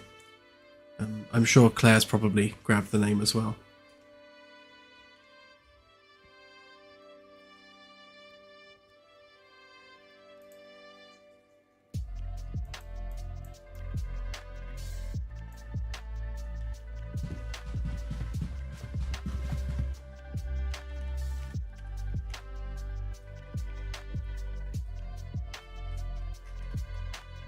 Okay, it's getting smaller.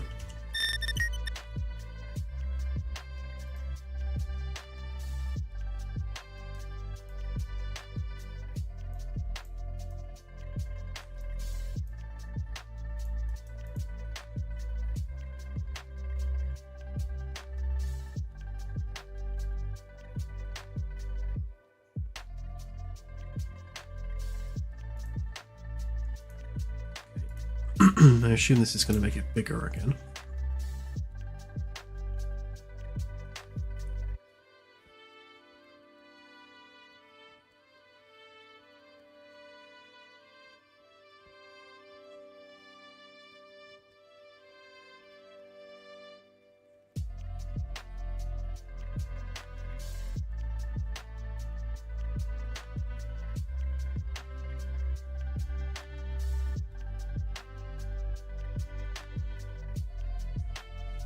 Yeah, there'll be a computer terminal where you can make log entries, check out crew reports, that sort of thing.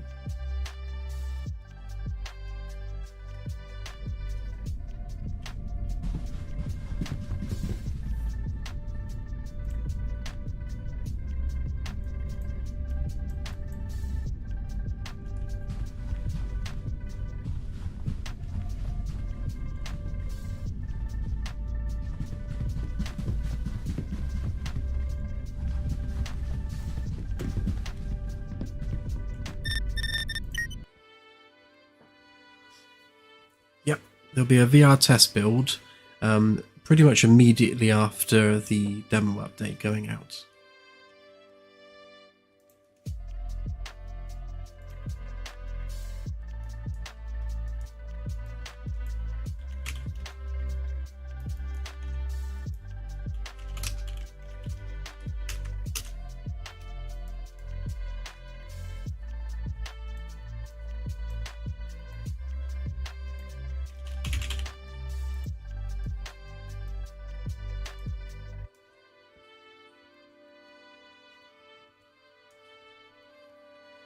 The HoloDisplay is 4 meters wide. So, the way I expected this to work would be that you're taking the centimeter radius of the planet, the centimeter distance for the HoloDisplay. You're dividing that by the radius of the HoloDisplay, which should make that be the radius of the HoloDisplay, so it should make it 4 meters wide. And then we're dividing it by the size of the actual physical mesh to make sure it aligns.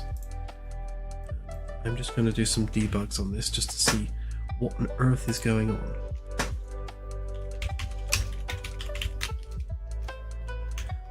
Planet radius.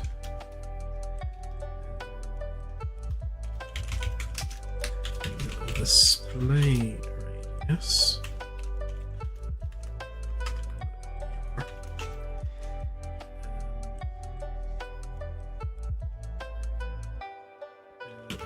Final scale.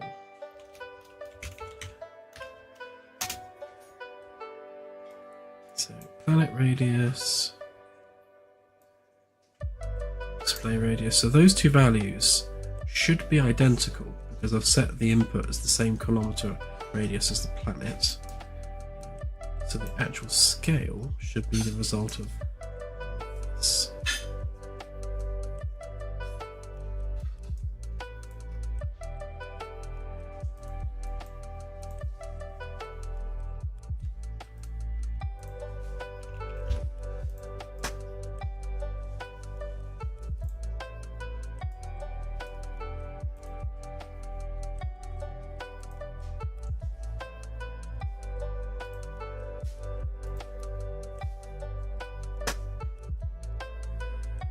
Claire is about. I think she's just got back picking up my son from work.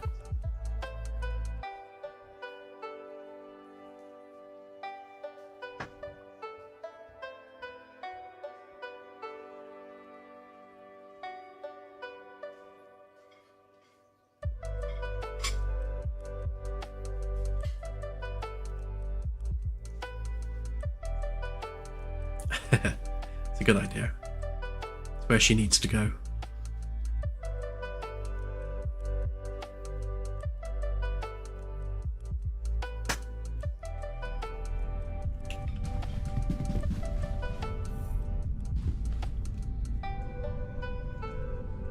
Shall do.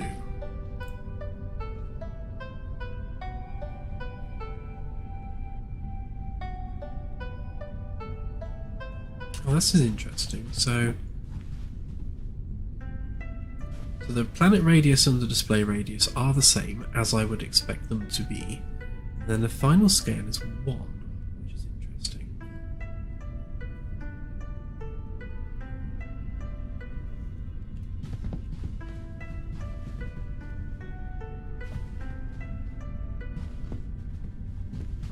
Right. So that final scale, of course, that's 1 kilometer.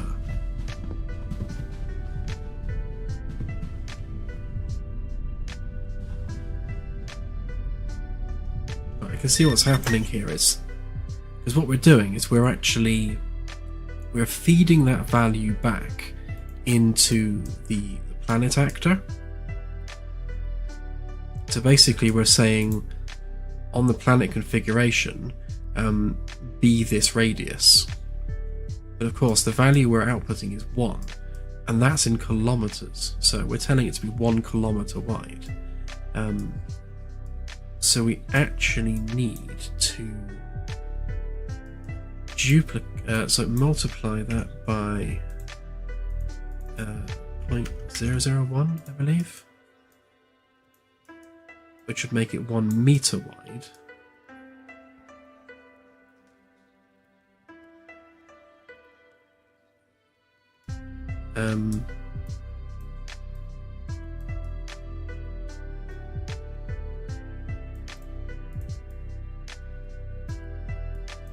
Right, and I believe we were multiplying that by 2 because we wanted it to be a full diameter.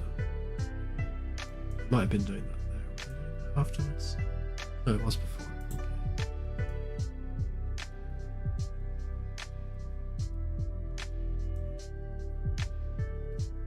plug back in the range in a sec.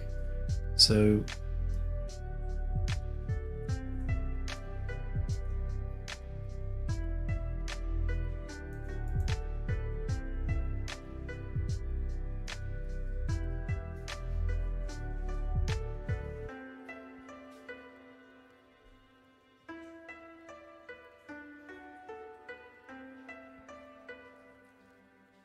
yeah, so it needs to also scale with the dynamic sensor range though. So once I plug that in, it needs to calculate that on the fly. I might have overcomplicated it, but have a quick check.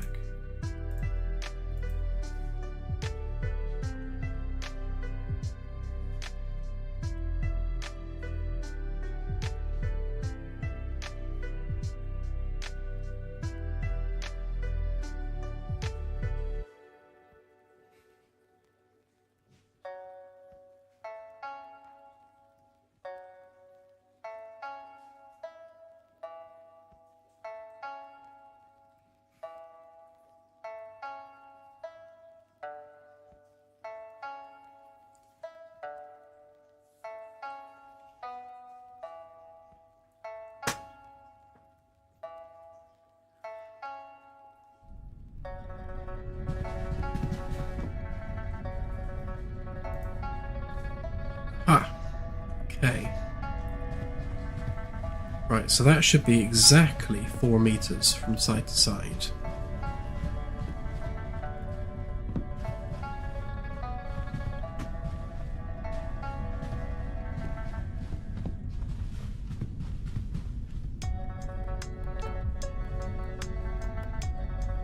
Okay.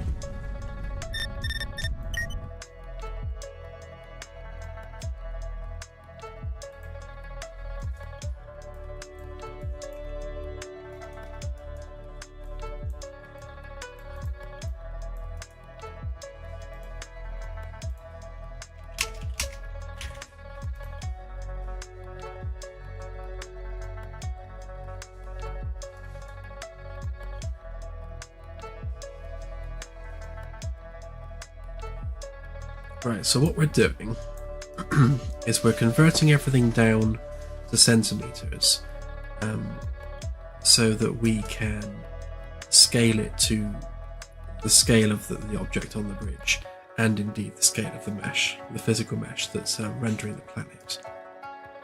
But we have to convert that back to kilometers because that's the radius value that's used on the actual planets themselves.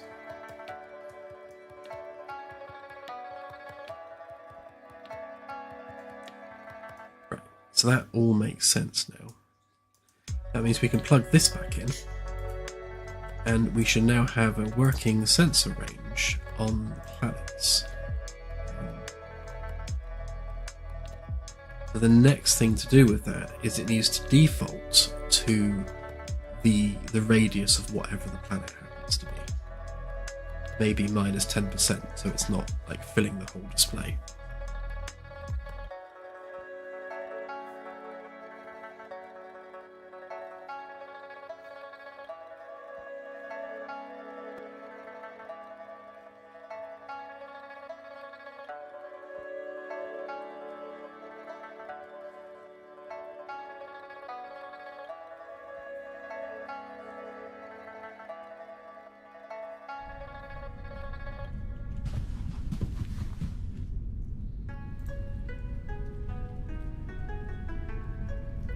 So, yeah, so by going down to 1,000 kilometers, we're now obviously inside the planet.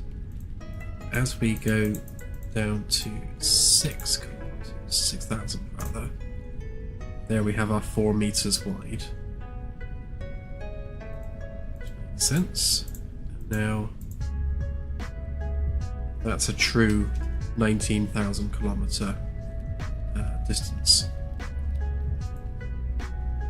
Obviously measured from the center of the planet. That's what it looks like 60,000 kilometers away. Okay, so far so good. And so just to make sure that we are in fact seeing sense with this, why don't we just quickly whip across to Jupiter?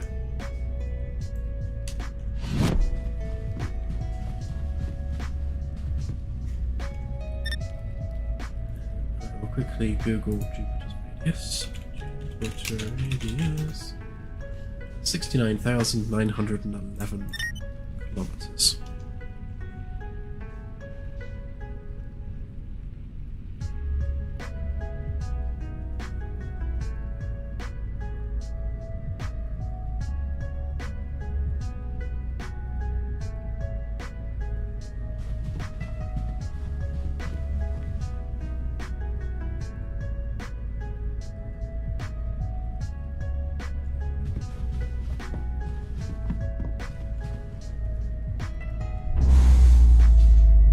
Okay, so if we go there, so 69,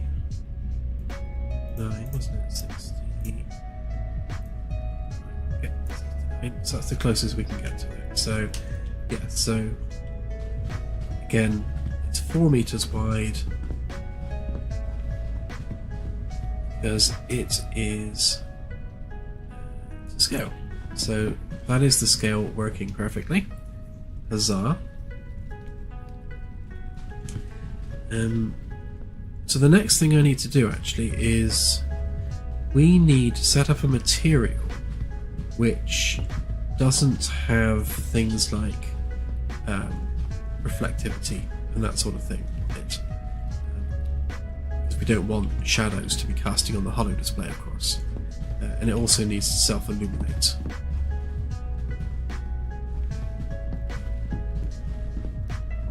That is the next job.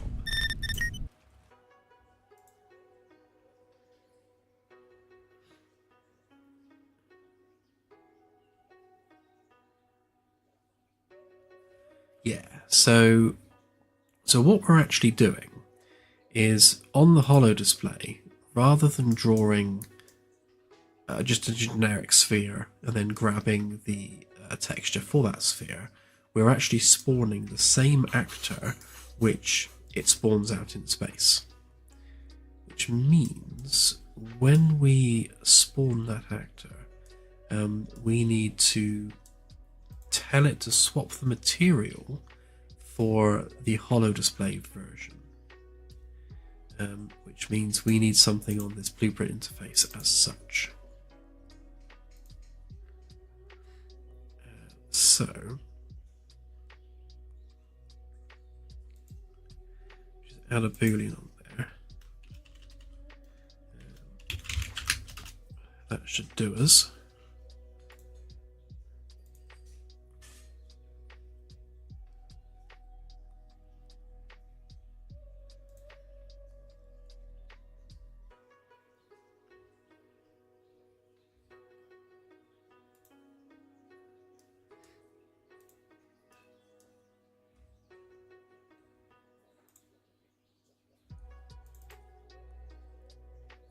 I do believe that I have made a separate material.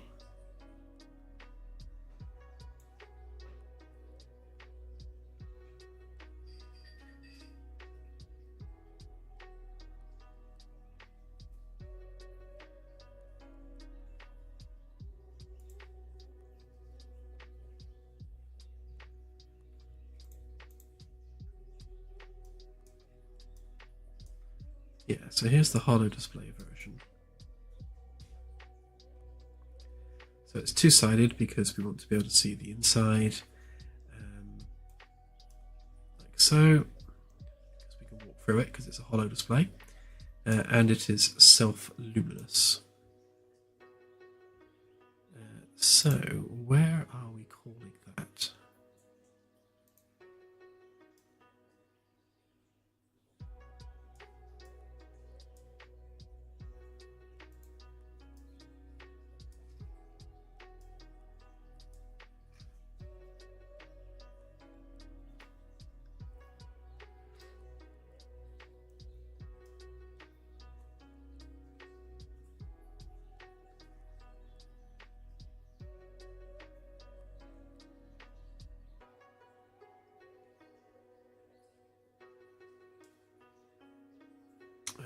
so we're doing that here.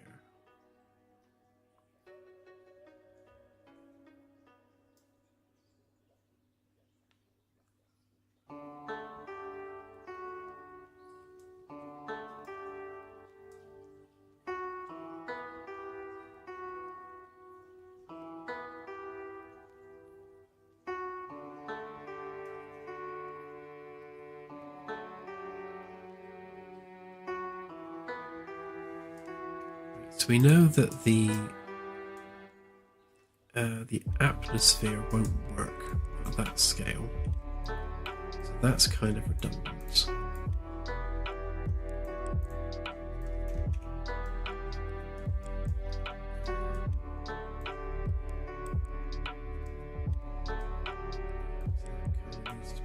That. So we don't need to run the optimization timer. We're going to set the scale.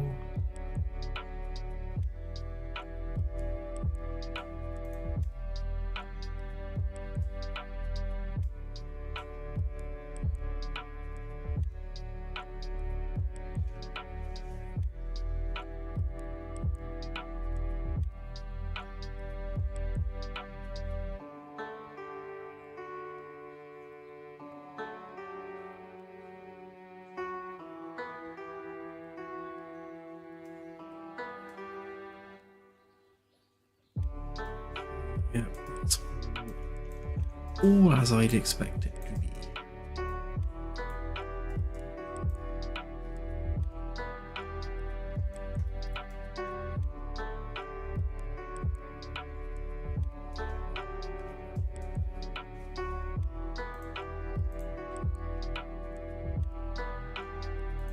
Just need to make sure we tick that. It's probably not needed now, actually.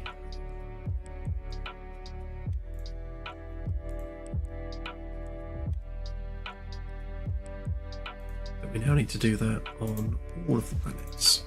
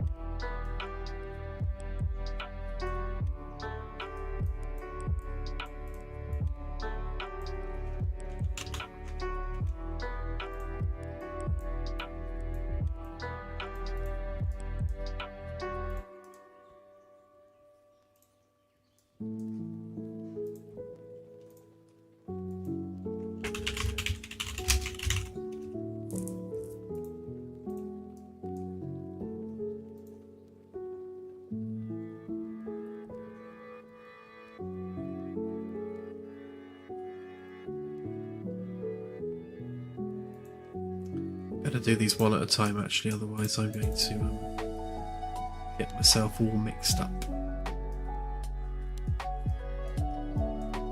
So you're using Earth right now. Ceres is using Mercury's texture, I believe.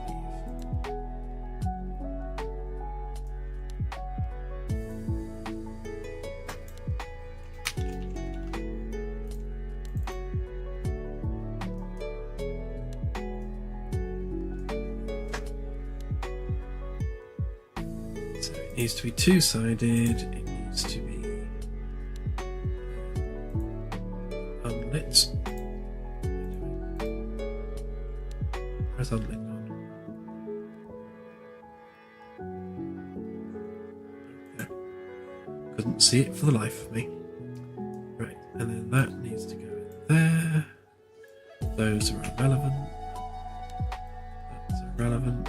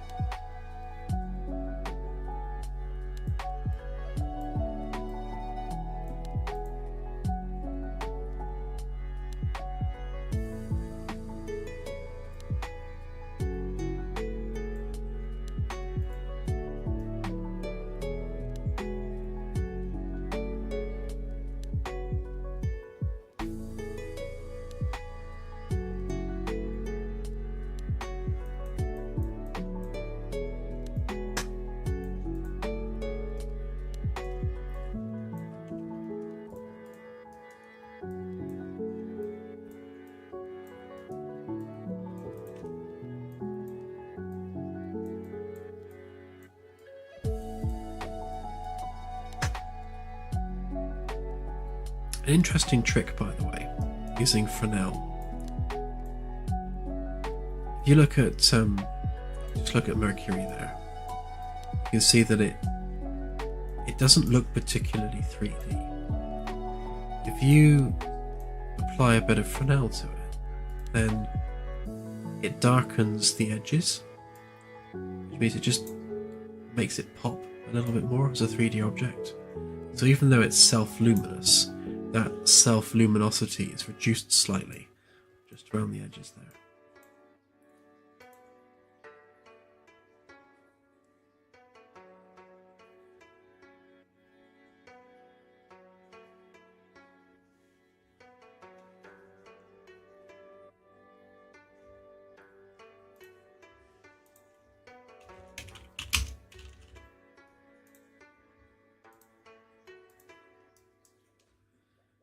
Actually, one more thing I need to do on this before we go rampaging ahead with the other ones is we need to grab a bit of code that fades the edges.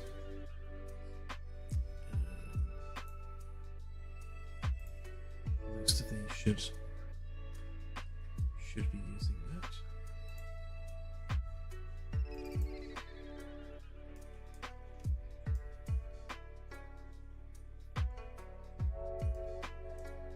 Probably don't want to use that one though.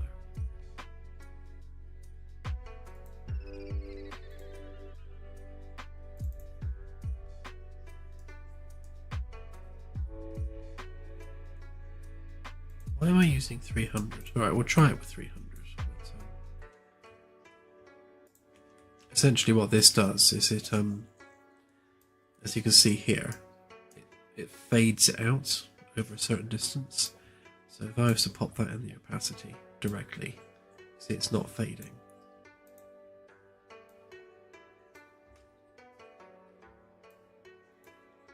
Whereas there it fades. And it's just using a world position, which is where the HoloDisplay is.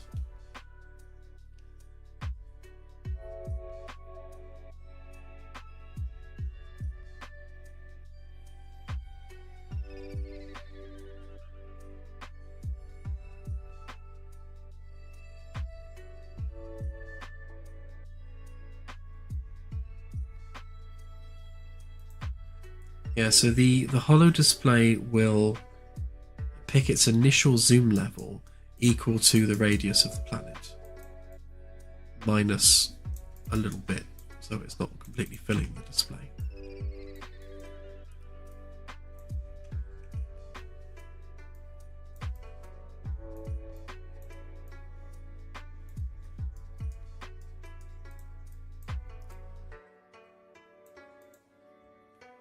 So right now, this will this won't really do anything because the planet is centered on the center of the display, so we can't kind of just like see half of it. But when I offset the display to the location of the ship, then it will have an offset.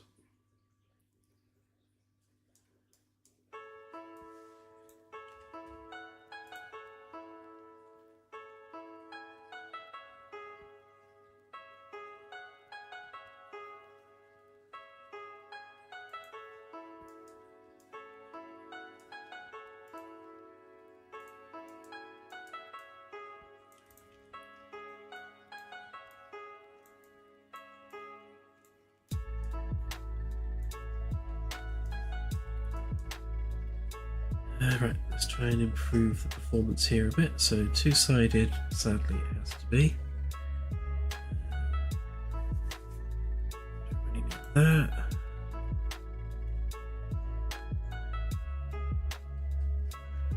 Fully rough should already be ticked by default.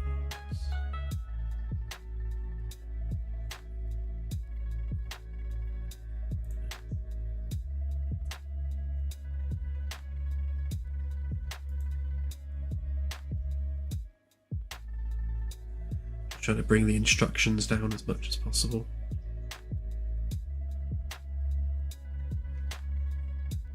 Not else we can do there, really.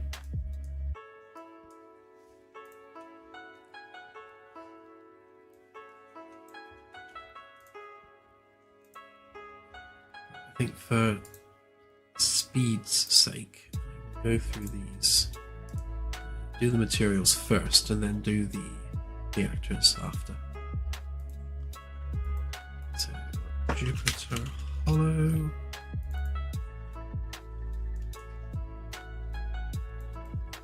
Get rid of all of that. Pop that in there. That in there. Pop that in there.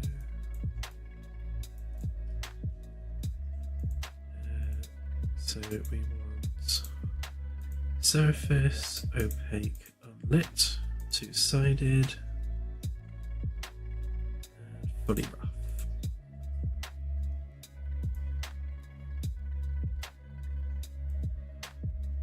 Yep, there is our hollow Jupiter.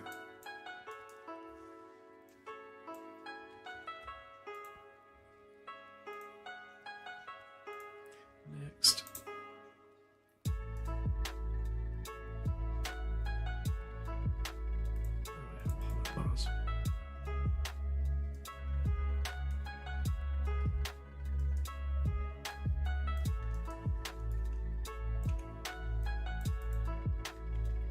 Ooh, no, actually, I do want that because it's got clouds, isn't it? So that plus that. None of that's of any use. Get rid of that. Pop that there. Stick that in there. Connect that to there. Put that in there. Okay, hollow Mars with clouds. Surface opaque, unlit, two-sided, and fully rough.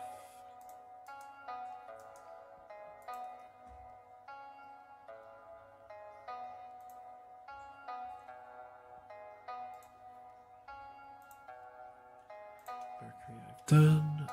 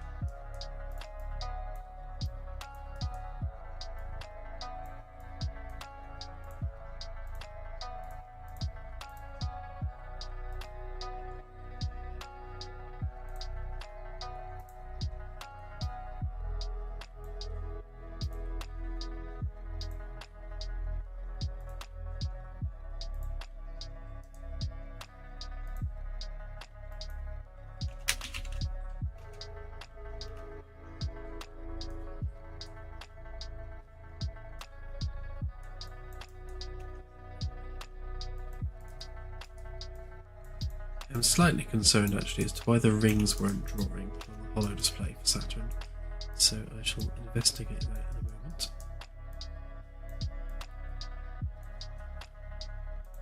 Two-sided, unlit, fully rough.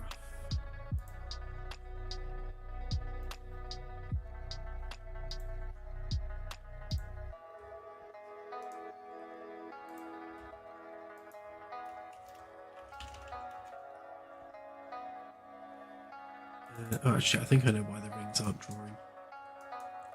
I bet they're not scaling.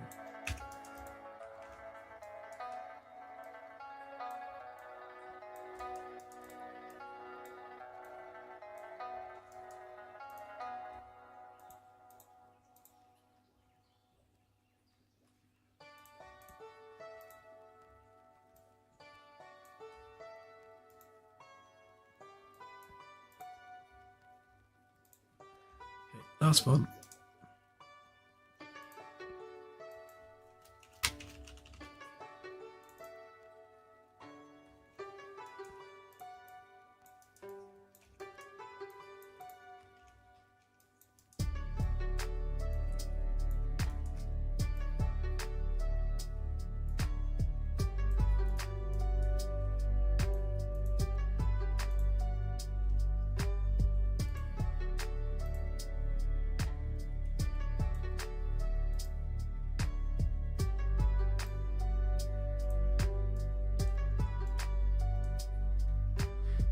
Right, so now that we've done those, we also have to do the actual world actor as well. So I think we just did this one.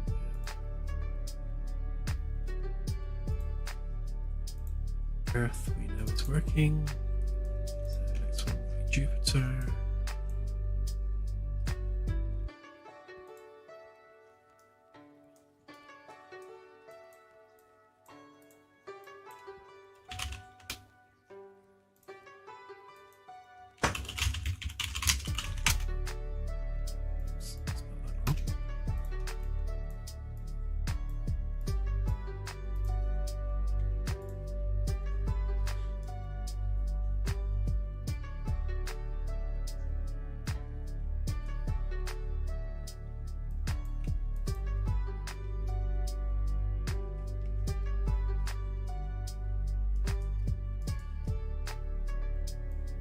Of course, what we weren't doing is the rings. So that needs to be that value there. So by the 5,000. And that also needs a new material. So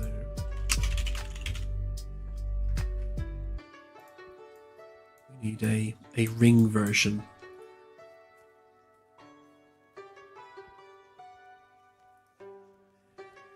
Yes, ultimately nebulas can be sent to the HoloDisplay, and very much should, I would say.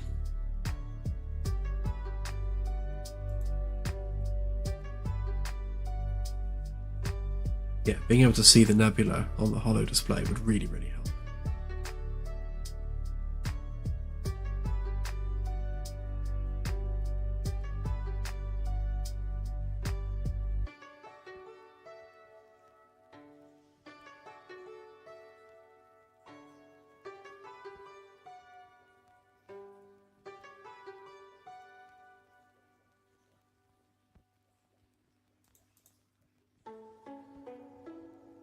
Oh, this is going to be a pain.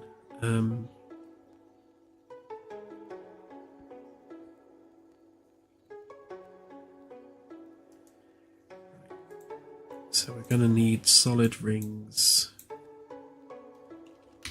Hollow. This is going to be a little bit messy.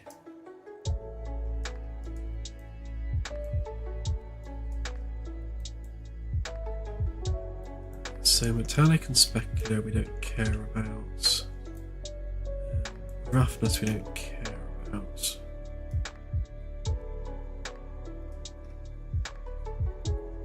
Normal we don't need to care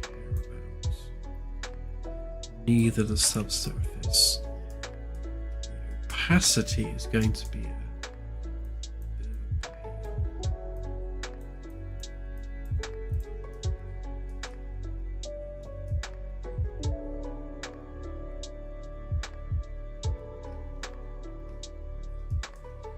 so that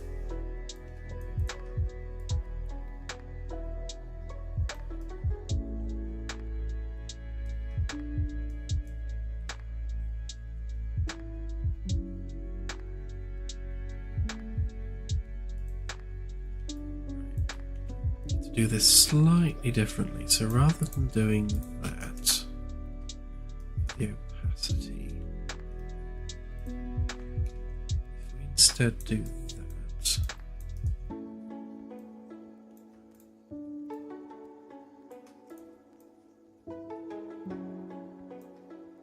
Okay.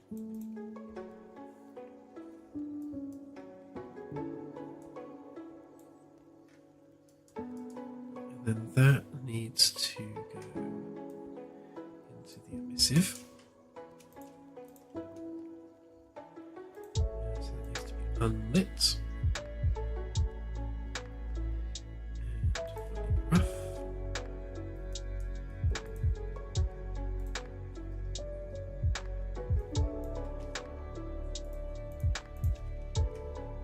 Stick that in for good measure.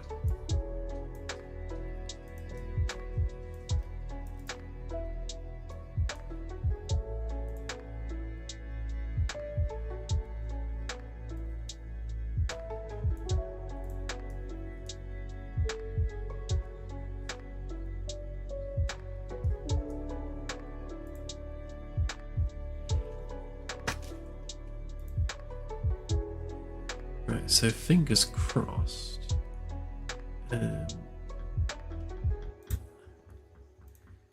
What we should need to do now is duplicate the rings.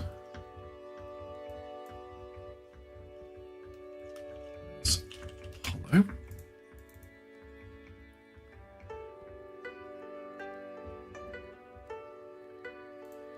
that one will be solid rings master hollow. Okay. Oh, of course, and we've got the reflection from the star, which shadow from the star, rather, which we don't want. So we need to remove that. Nice and simple. We just take that out completely.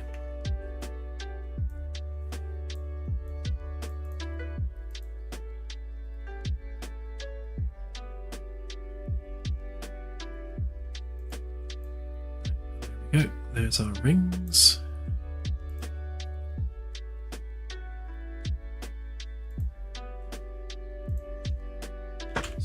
Jupiter rings hollow. It should just be Jupiter hollow. Okay. There we go.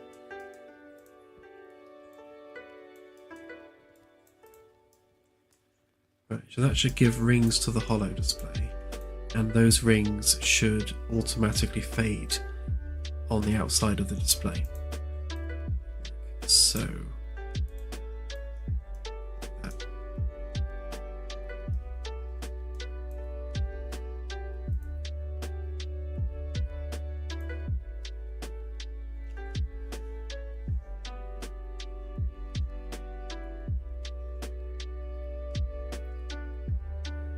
yes, and I see stars as well.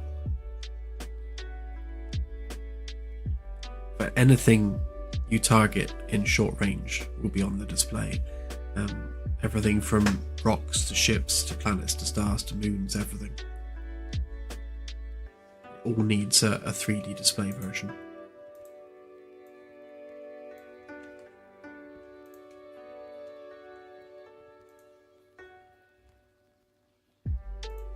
I'm just going to make sure I do the ones with rings first.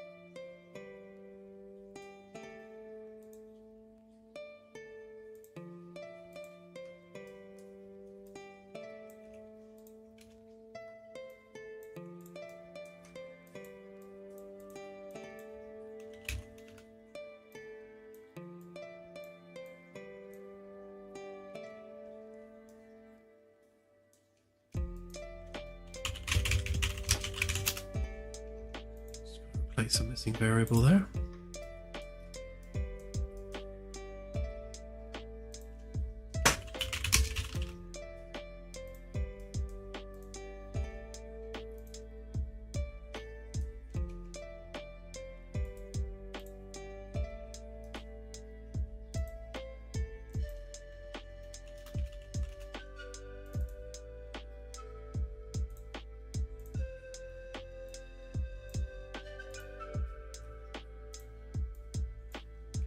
Neptune's ring.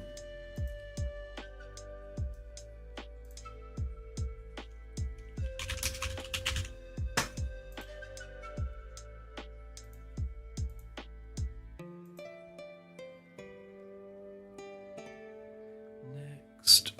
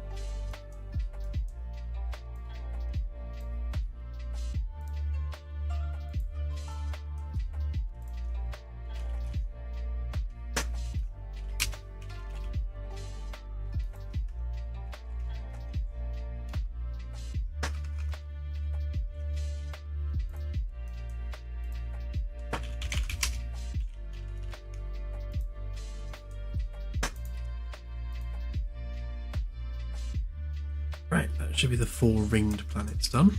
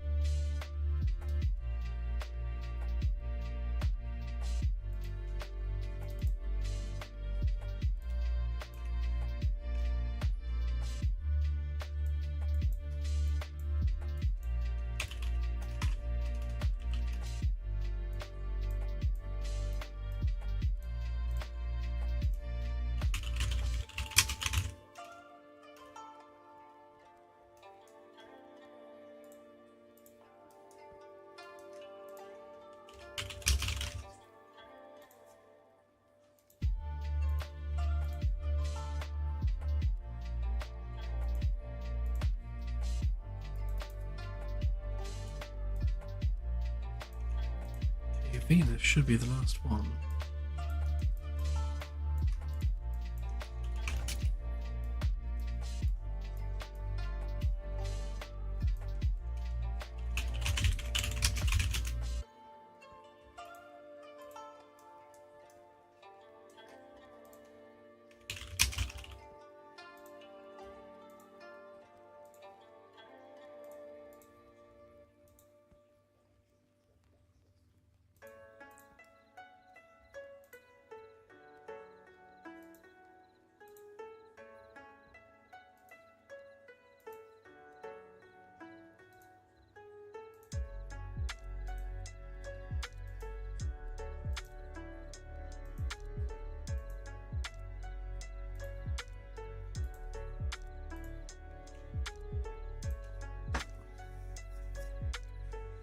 Okay, so if we do a quick tour of the solar system now, we should have every single planet all scaling appropriately and hopefully also displaying rings where necessary.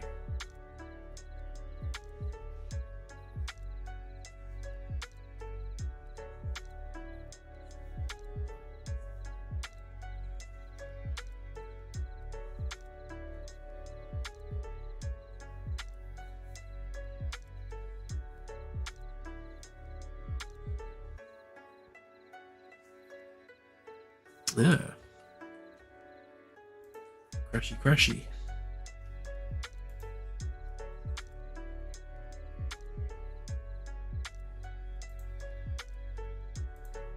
Let's try that again, shall we?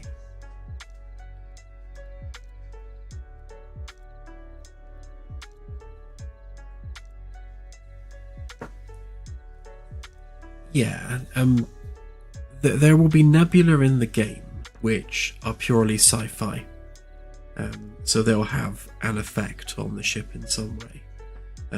They could be corrosive to the ship's hull, or massively interfering with the sensors.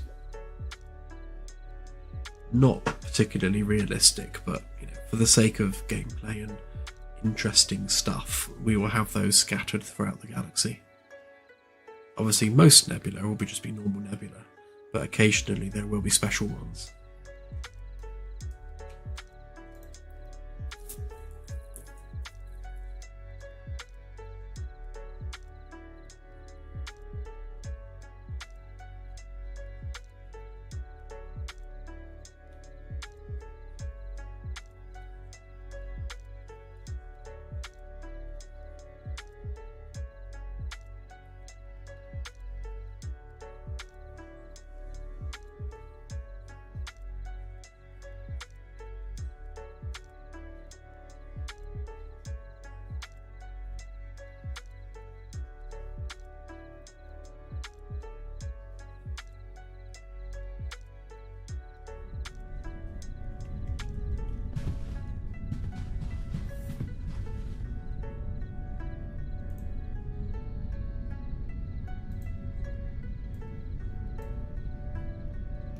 Yeah, interesting.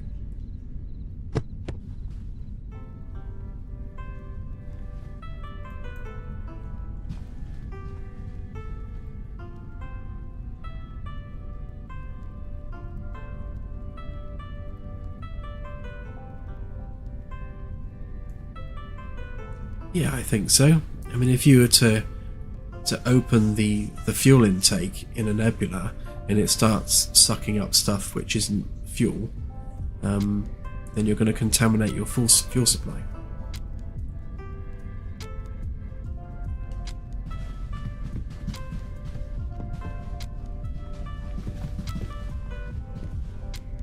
Yeah, that's not particularly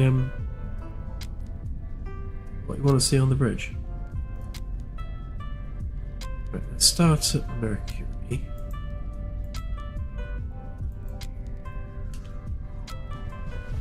And then we'll work out what I did wrong.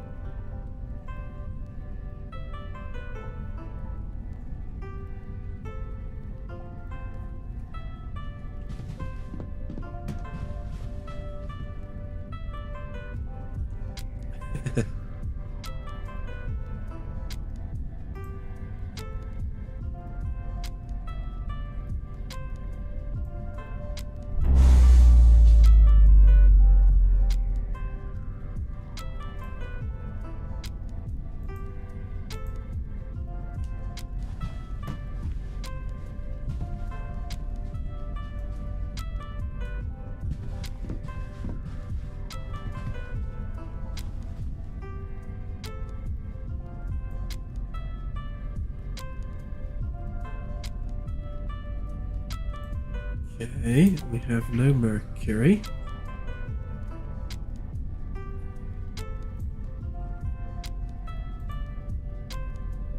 fixed.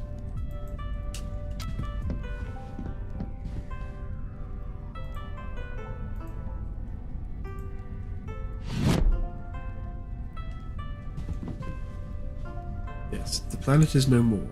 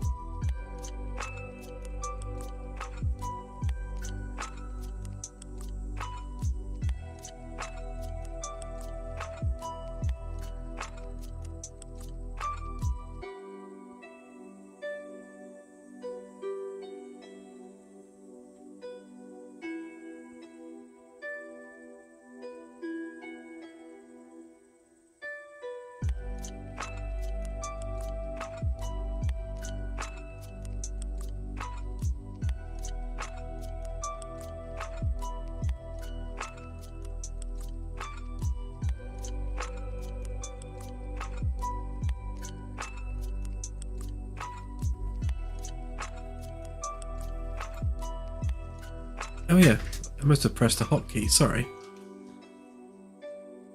How long have I been muted?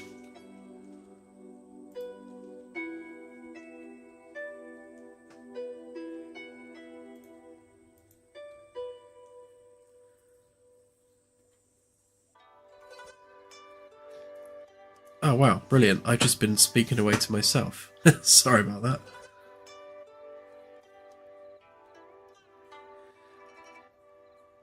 I blame Claire for not noticing and yelling at me.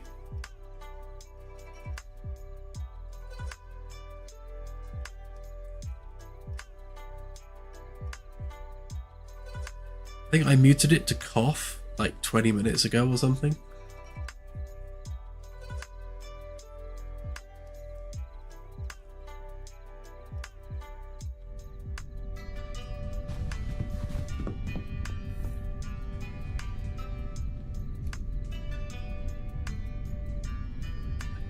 Yeah, let's just all pretend I was in the zone.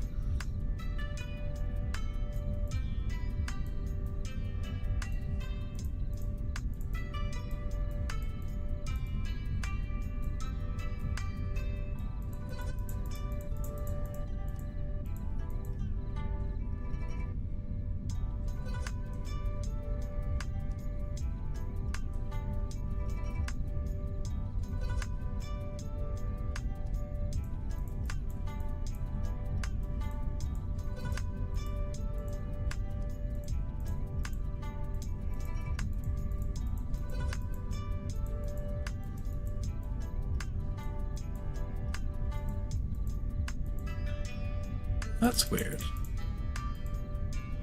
When the mesh gets bigger, texture zooms. What on earth?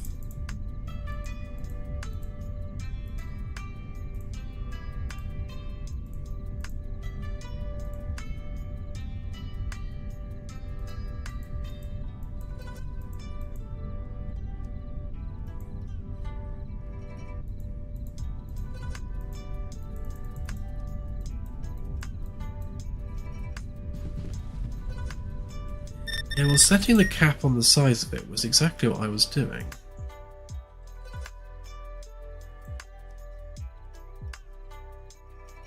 So I set it to 400. And that should be the radius of the display.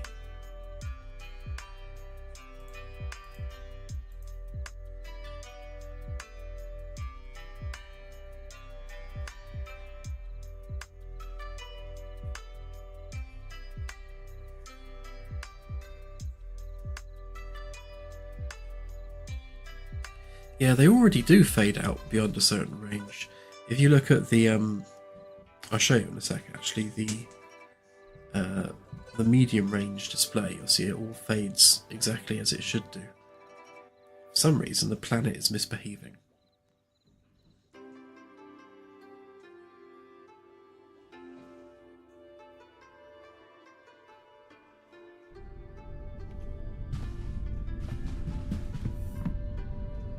So if you look at the medium range, you can see that things like the orbit lines, they smoothly fade out at the edge of the display, as does the temperature region. And even the text, see, it fades out at the edge. So that all works, but for some reason the planet is not.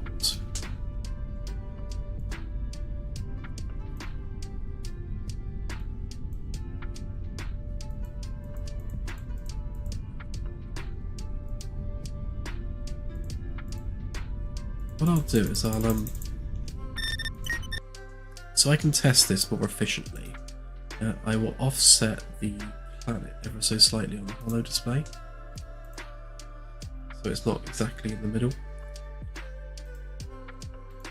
Then we'll get to see the edge fade in action. So if we do X 200, it should be half distance.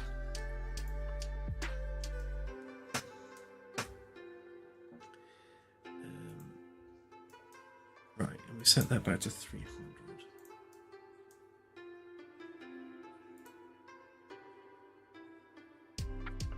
Well, funnily enough, this is the same code as the medium range, so I'm not quite sure why it's not playing ball. I think it might be something to do with the fact that the planet is simply perfectly scaled to the sphere, so it just pops out of existence.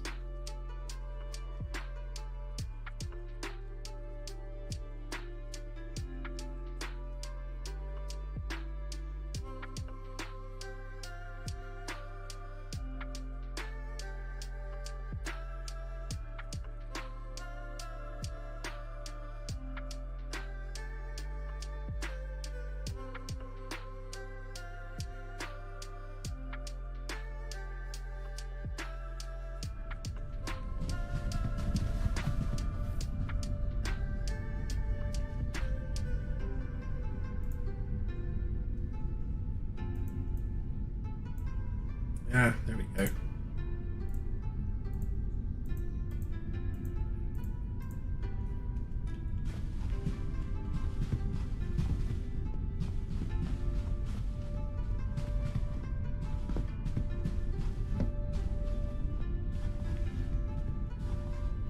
Yeah, the dithering doesn't look too bad actually. I was expecting it to look worse than that.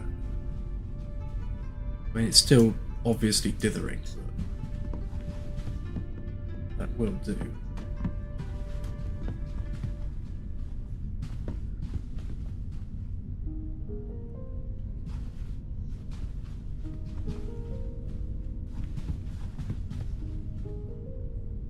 I have to see if I can maybe fill in the back face somehow.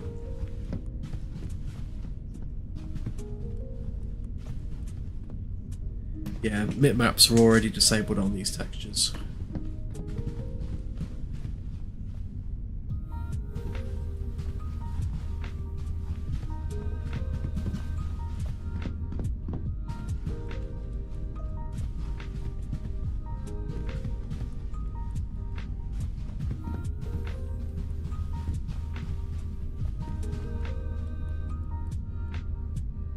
Not too bothered about the top bit because that will be a window, so we can reclaim a little bit of vertical space there, I think. Some bottom fade is definitely needed.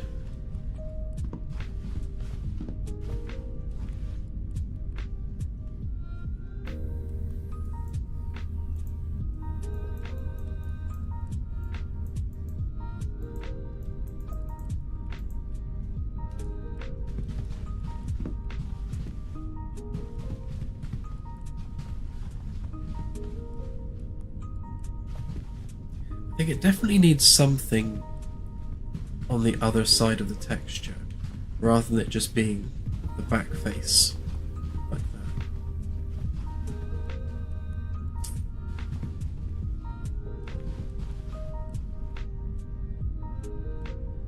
I know you can definitely render a solid face for a cut mesh.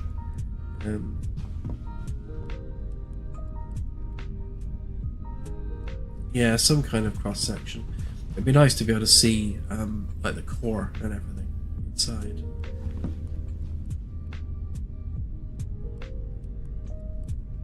Which is my ultimate plan, is to do a cutaway of the planet so you can see the core and the crust and everything. See all the lava glowing inside. So what I might do is, rather than having just literally just a sphere mesh, actually have a 3D interior as well. It could be interesting.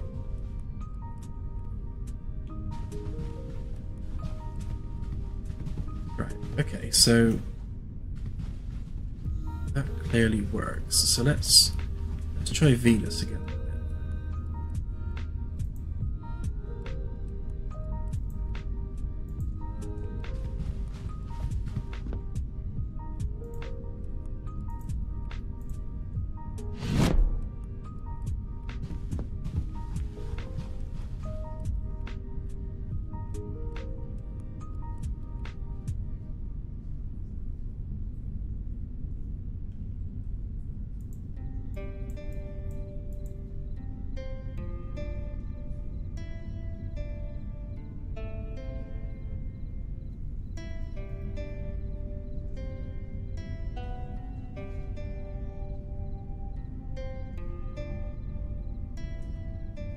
Okay, there's Venus.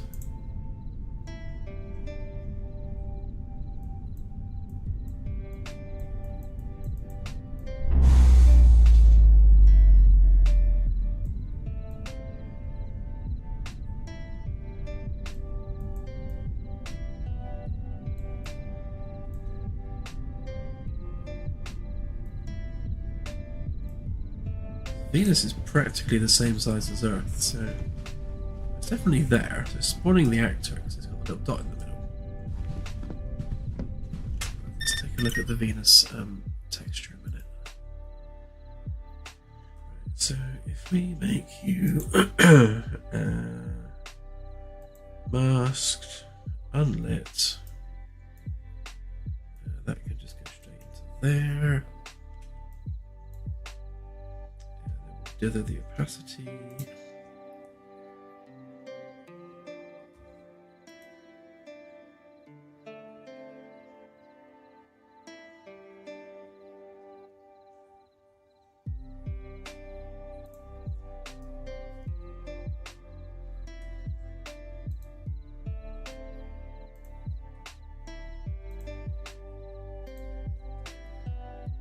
I suppose I better check all of them while I'm here. So that goes in there, that goes in there. Set that to masked.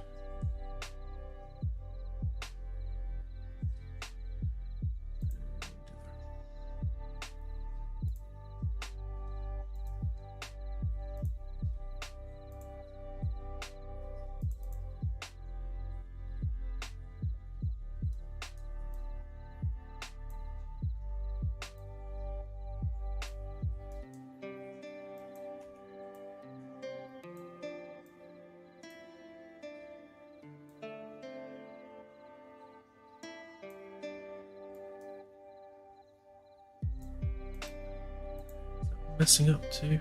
Oh yeah. I could have just been the Earth one for a minute.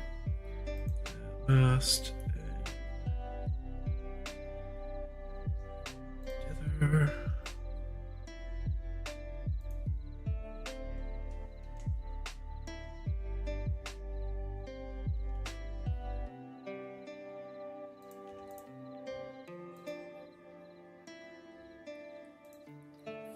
I wanted to set these to a value of 1 on the brightness. They're not too bright, otherwise they all get blown out.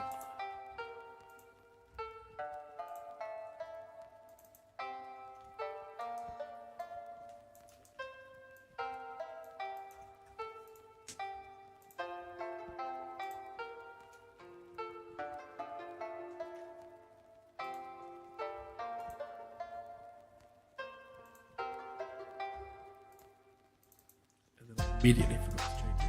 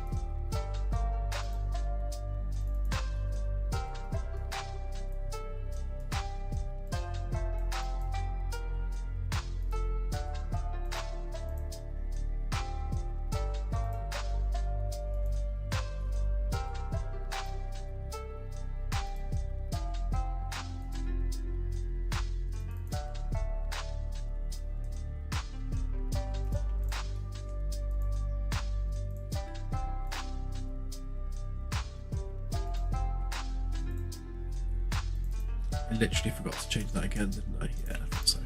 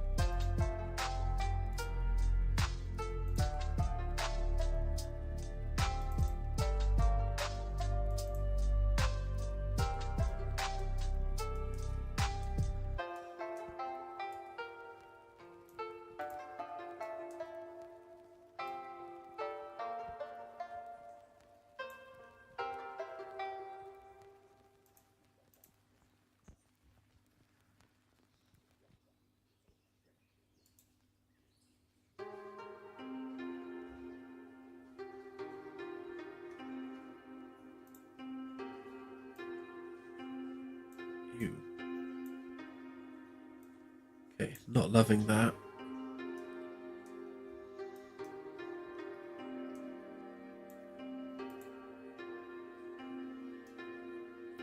See how it looks on the actual on the HoloDisplay itself.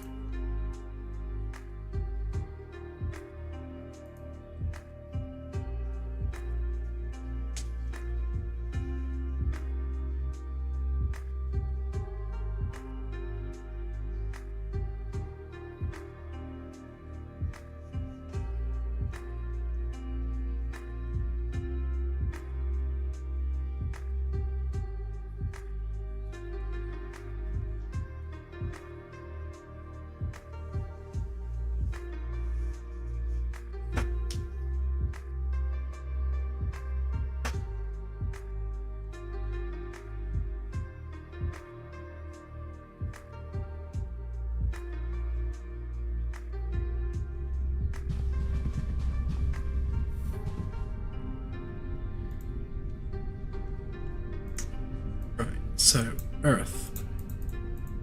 Correct. Dithering. Correct.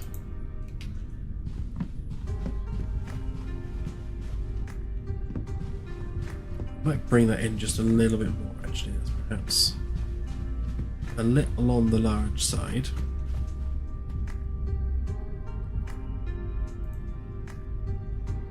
Right, so let's go and start from Mercury.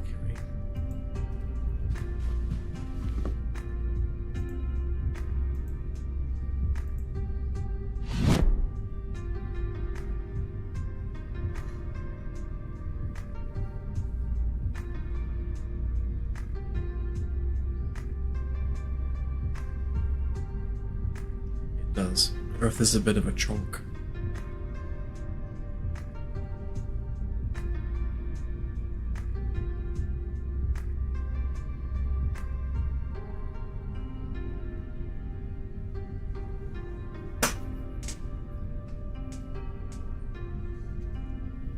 Right. Okay, so here we are at Mercury. Mercury is of course tiny, so we have anything for Mercury? No. Okay.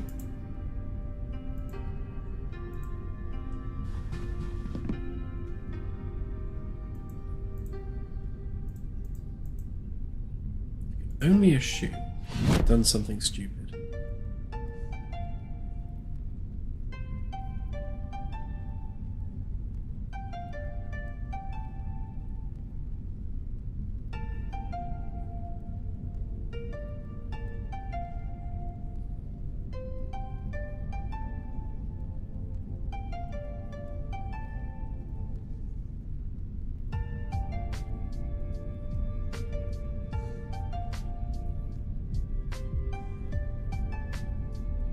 Well, unless I have a real starship that I wasn't aware of, then yes, this is a game.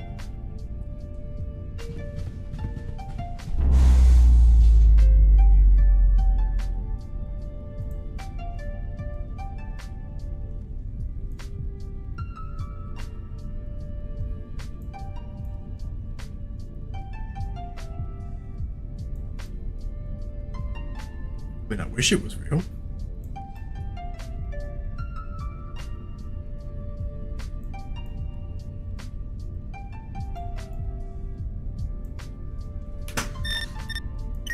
Right, so I have screwed something up somewhere.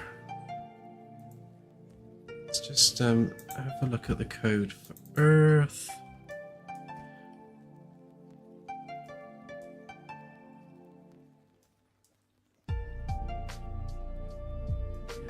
Yeah. Okay. Let's compare that to Mercury.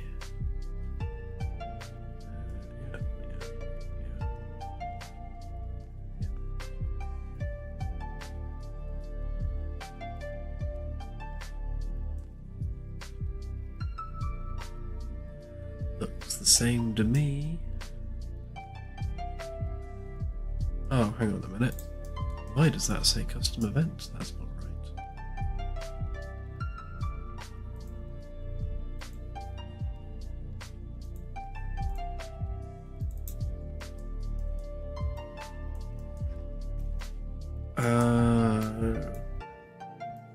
It's because I already had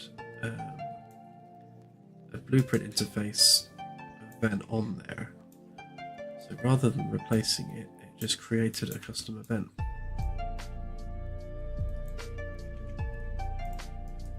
That's mildly annoying.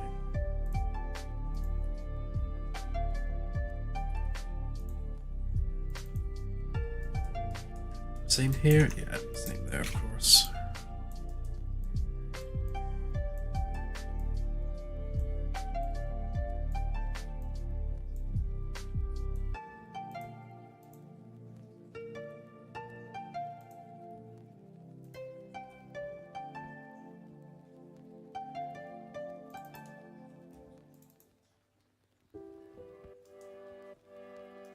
Yeah, this one's alright though. So Mars should have been working.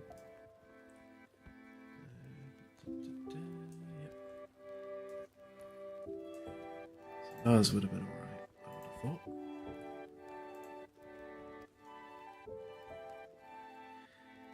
Mercury, Venus, Earth, Mars, Jupiter.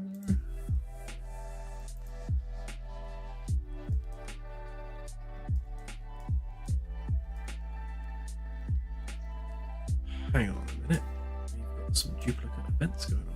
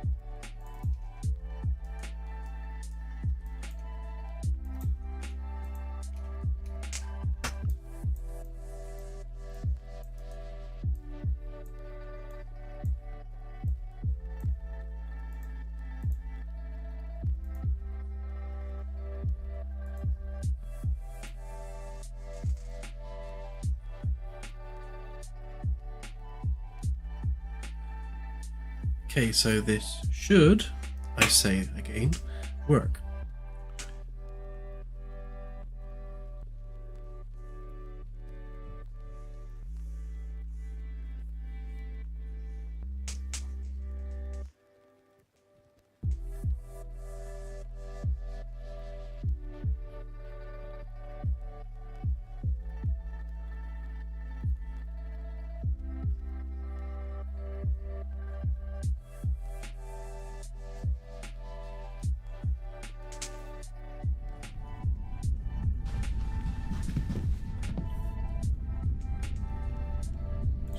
Earth just to make sure.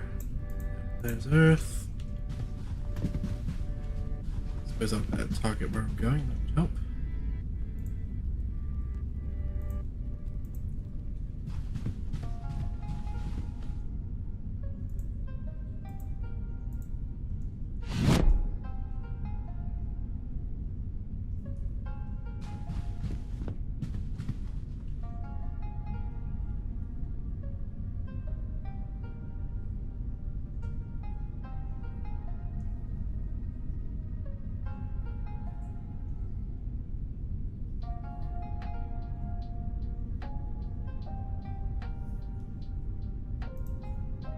Ah, Mercury. Are you faded it? Yes, you are. Great, okay.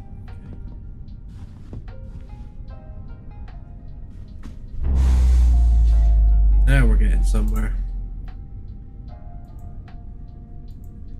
Next. Just went pad surfing.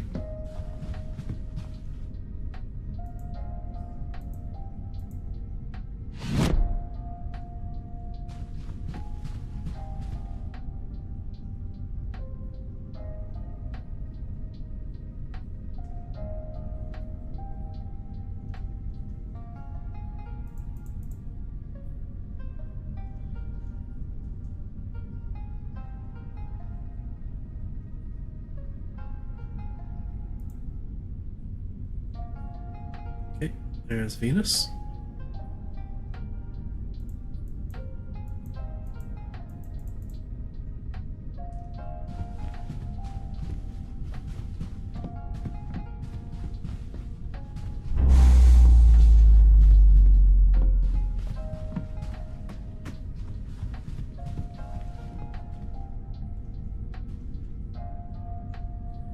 Yeah, I move them off center so I can see that they're fading properly at the edges. Once I've confirmed that, I shall put them back.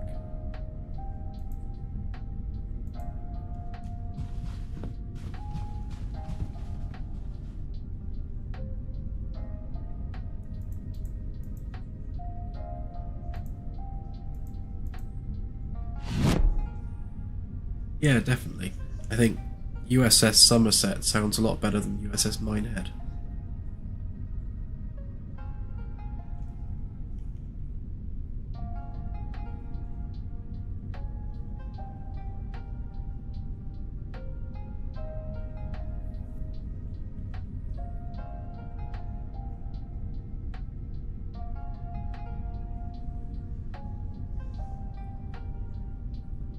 Yeah, definitely. The inside of the planet display definitely needs to have something. So it looks a bit derpy right now.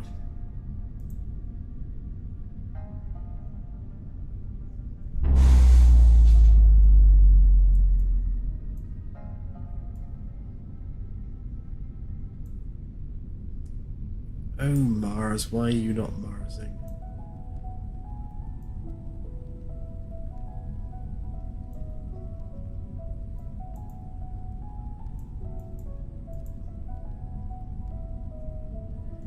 I do need a helm NPC, you're right. In fact, NPCs are the third thing on my list. So this patch is all about planetary scanning, the next patch is going to be all about crashing the ship into stuff, and the next patch after that is all going to be about NPCs.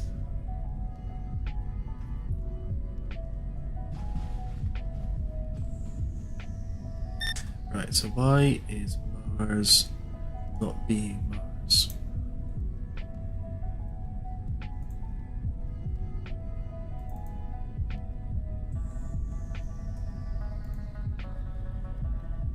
Yeah, that's right, that's right, that's right, that's right, that's right.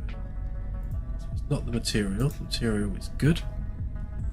So it's going to be the actor. Ah, because it's using that, and it needs to be on that one. At least we know what's wrong with it. That's fine. Easy to fix. So let's just carry on checking them all. Dwarf dude.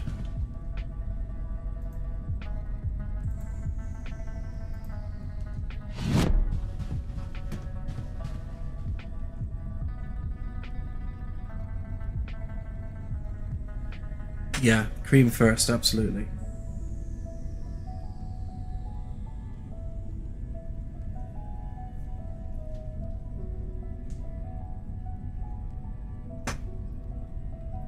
I mean, cream is basically a dairy product, like butter.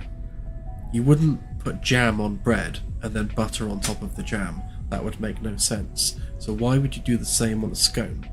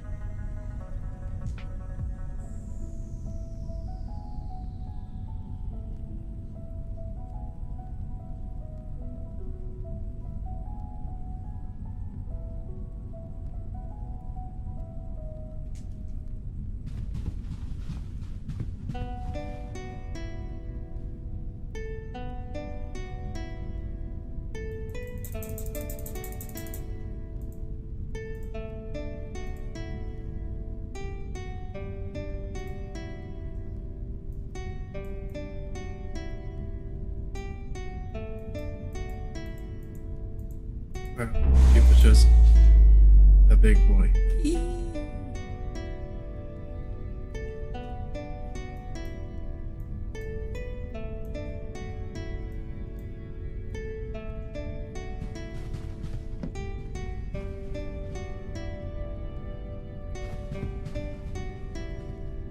Dude, doesn't like that dithering. Weird.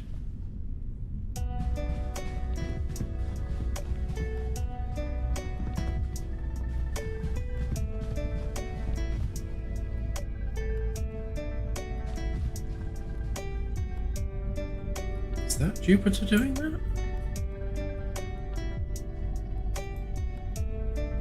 Oh, it is Jupiter doing that.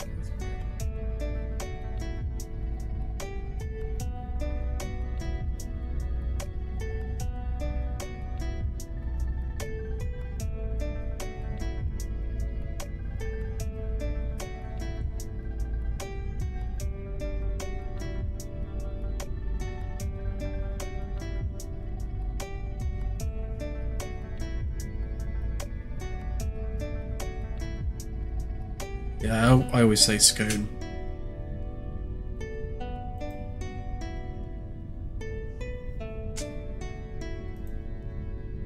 Do we have any rings? Not seeing any rings.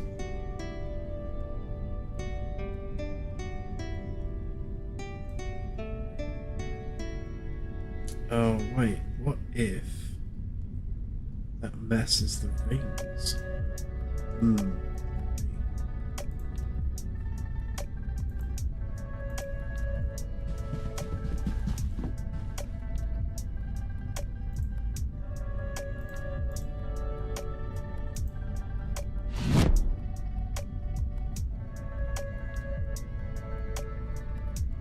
It's glass, cool, surely. In the same way that it's castle.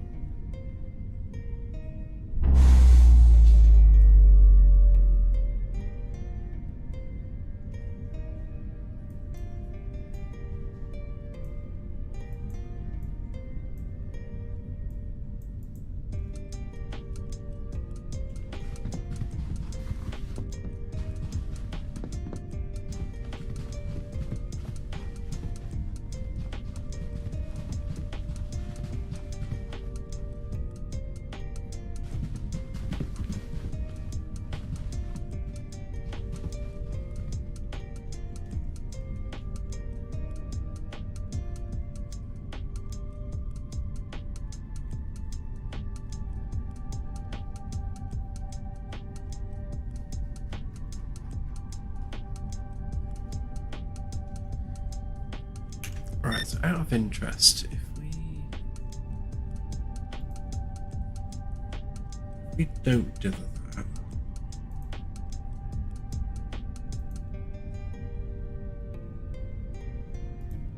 does that fix the problem? Yeah, it does. Alright, yeah, it was the dithered rings causing that issue.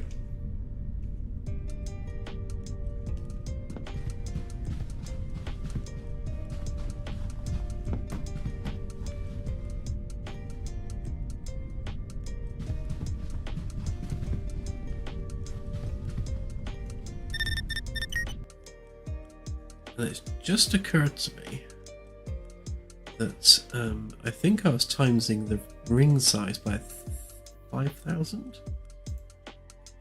And it should have been 5, not 5,000. Yeah, no, I was timesing it by 5,000, which would have made the rings huge.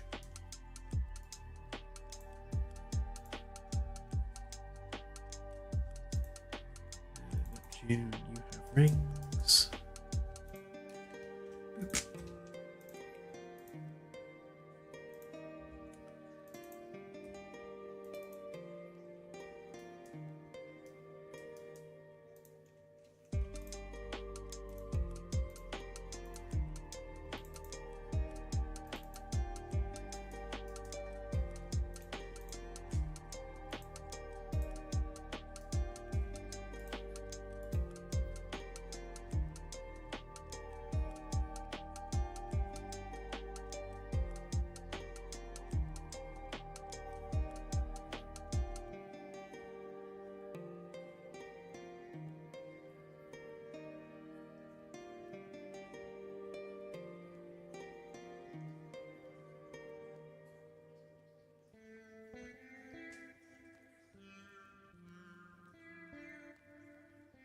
When I was a teenager, I had The Life of Brian on VHS, and I physically wore out the tape.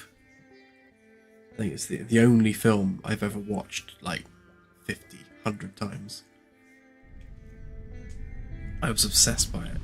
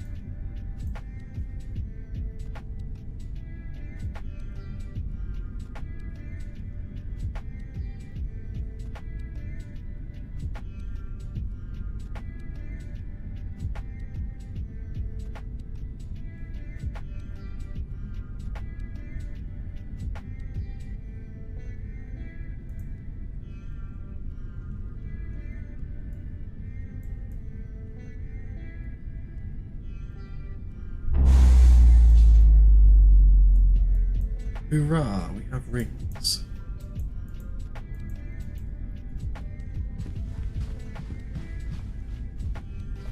They look crap, but we have rings.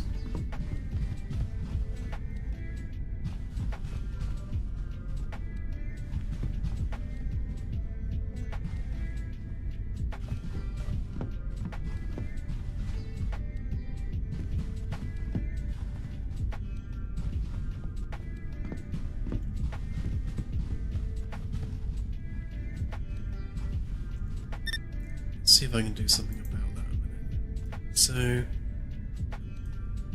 question is, can the rings be normal translucent materials without being all weird? It will overlay.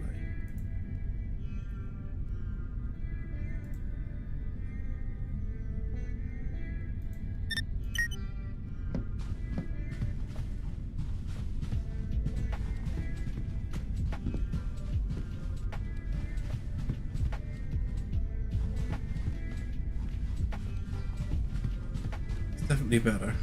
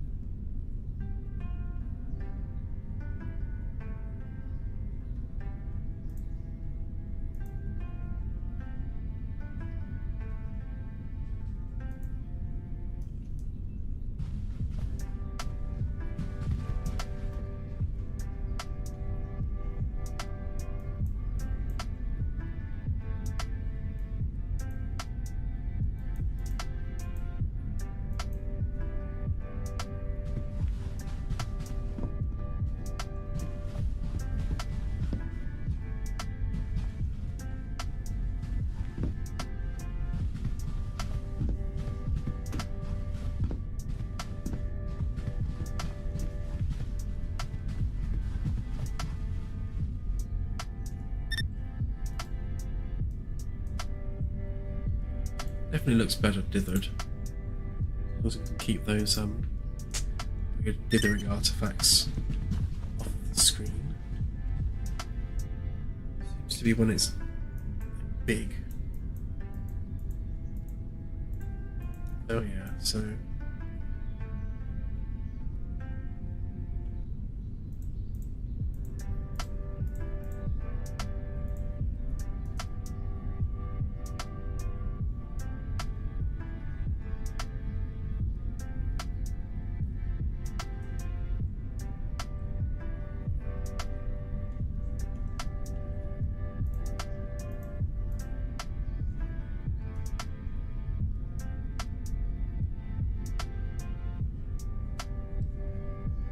definitely not happy with the dithering.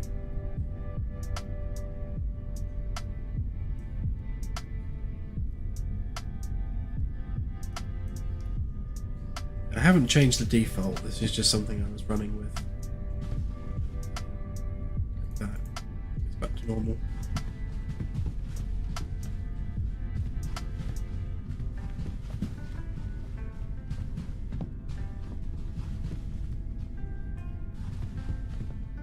Is it me, or are the rings changing at a different scale to the planet?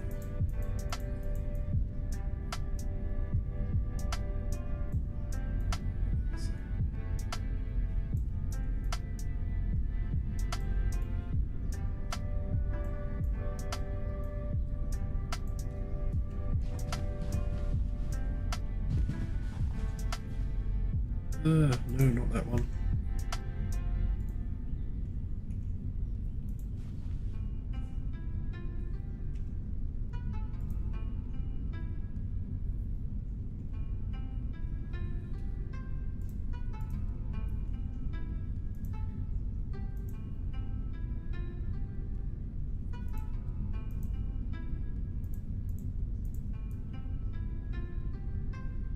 Quite liked the kind of charcoal carpets with wooden trim.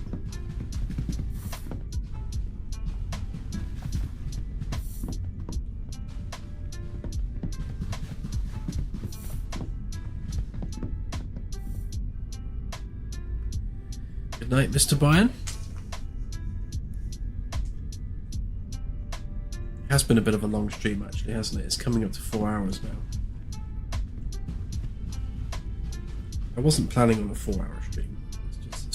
This was one of those things that took a while to sort out.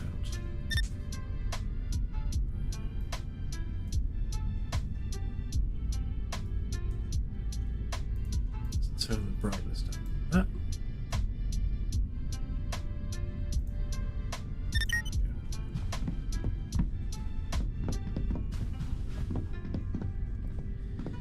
So let's go ahead and put that back in the middle where it should be. And we'll also fix Mars while we're at it.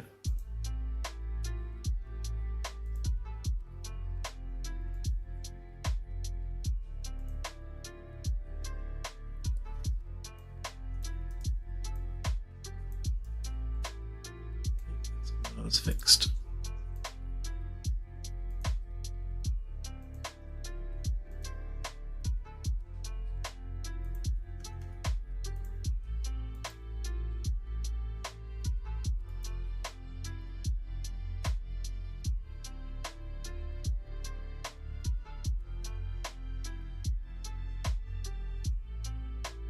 Yeah, very true.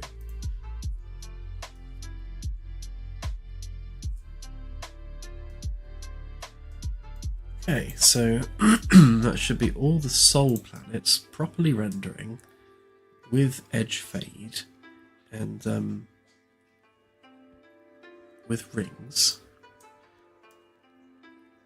But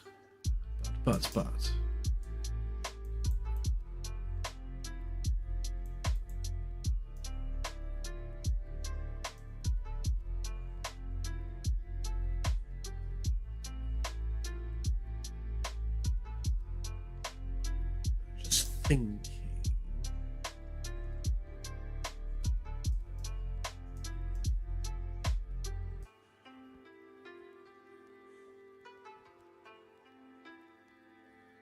So we're setting our sensor range obviously from the sensors, but we kind of want to clamp that to the radius of the planet.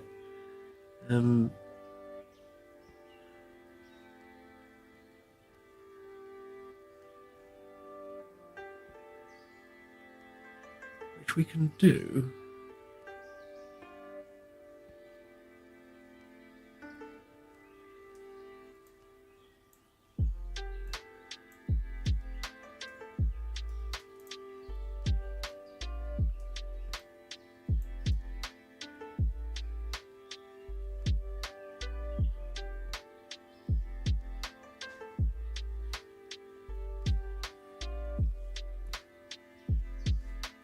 Yeah, we're waiting on the concept artists for the rank patches because we'll do all of that at the same time. And in order to deliver those rank patches in game, we need the website set up so that we can actually distribute that to backers.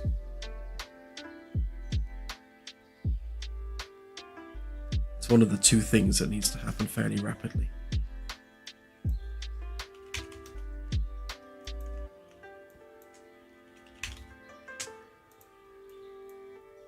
So we're going to clamp this to... So the minimum value needs to be planetary radius, maybe plus 10%, and then the maximum would be wherever the sensor range is anyway. If we do that, means the display is clamped to the size of the planet.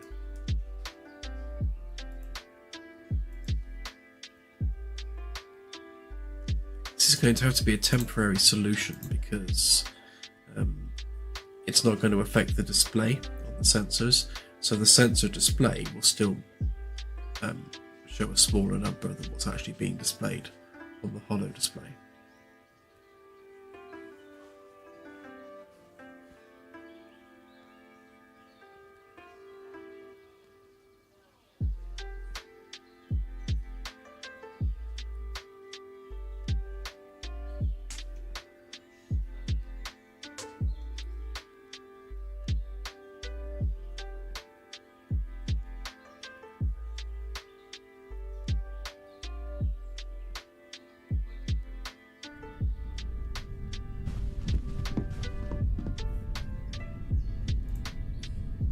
Okay, that worked. So it's so we should not be able to zoom in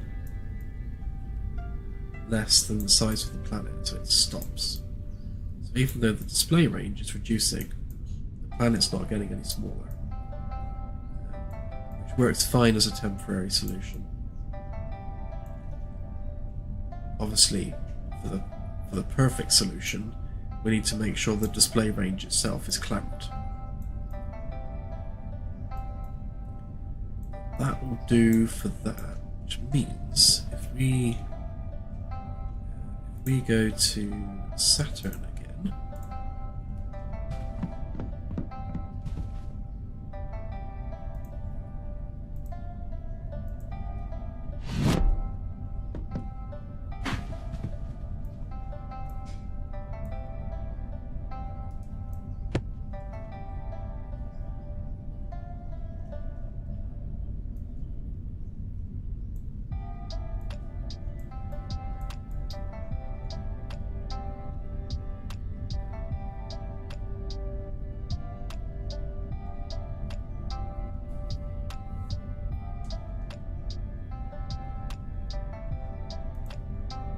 okay, there we go. That's good.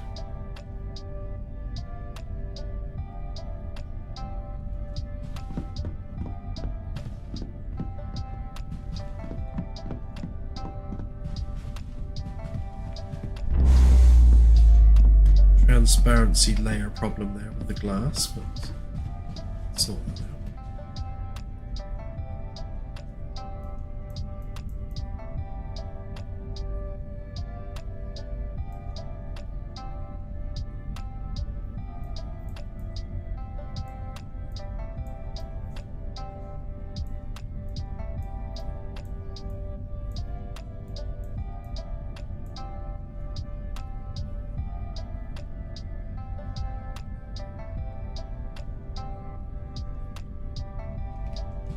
I can't help but feel that those rings are rendering far too close, because it should be out there like that.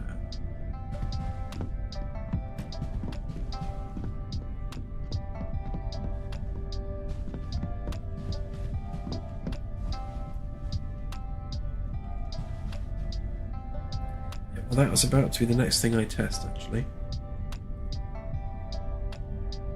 So it should just draw whatever the planet is.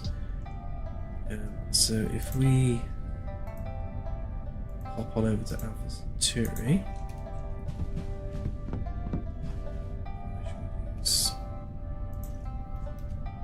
magic cheat.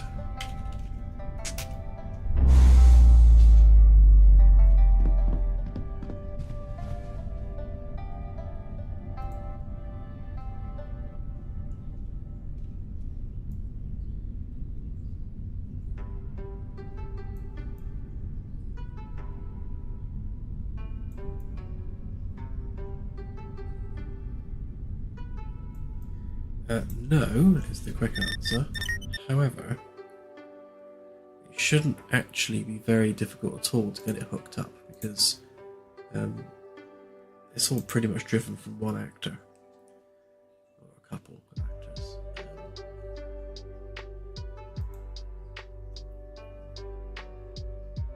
So we do the gas ones first. And also I just want to do Saturn's rings as well while I'm at it.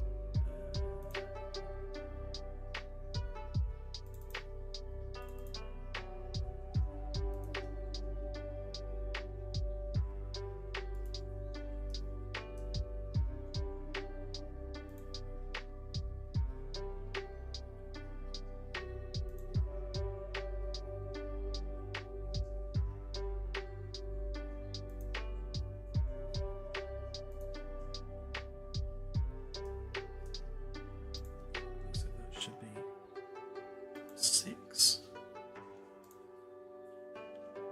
5.5 maybe.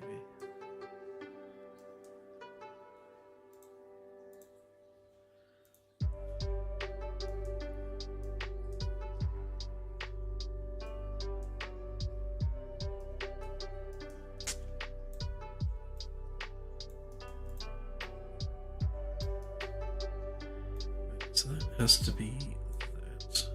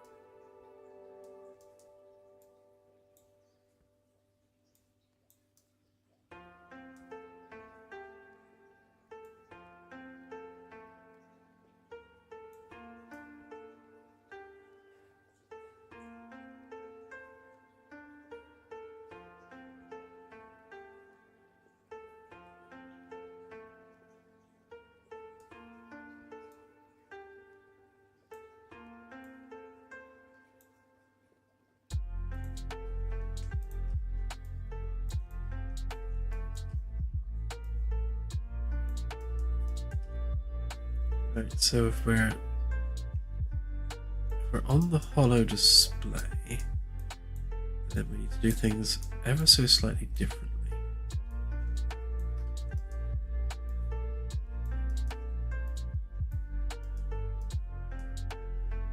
So essentially we don't want to do this.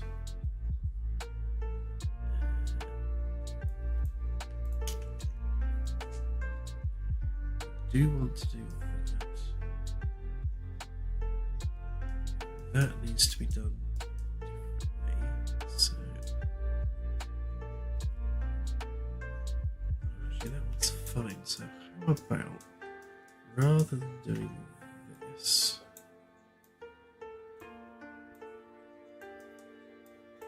do that instead.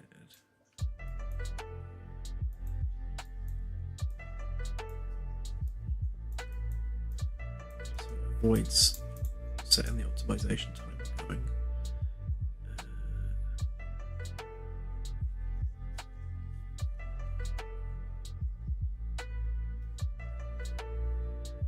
That's fine, that's fine.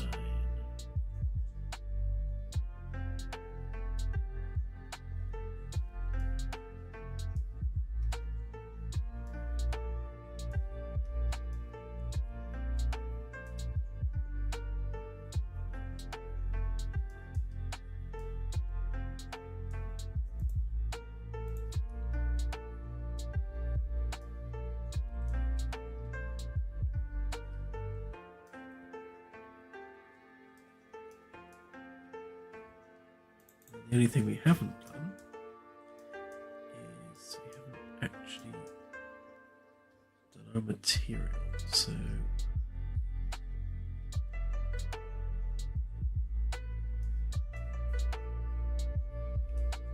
kind of need to bypass this.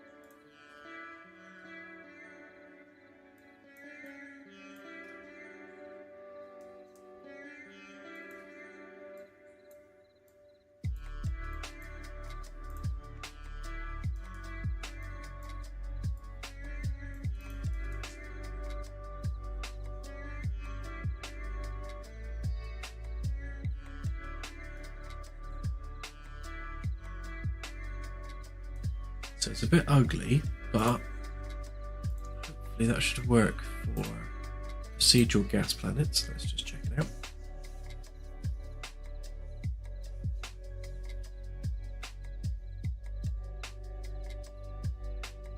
Hey Al Pappy, welcome to the stream.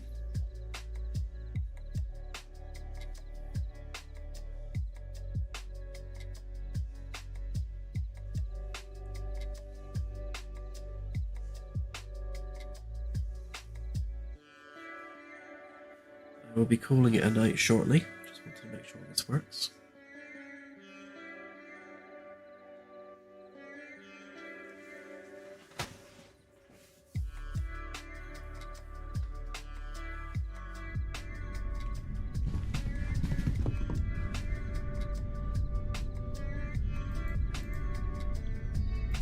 Let's go for a gas giant.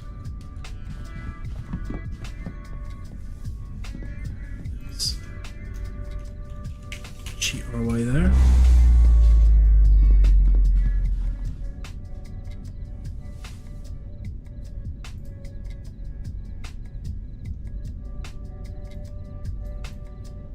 Not seeing anything. We at least have a dot. Not that much.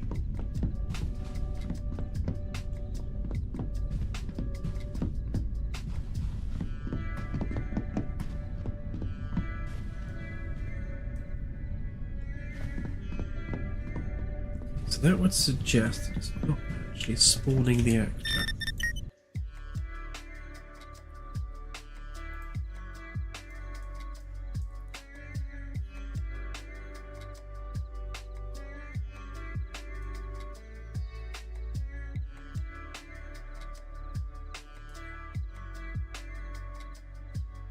Is that because we're not setting an actor class?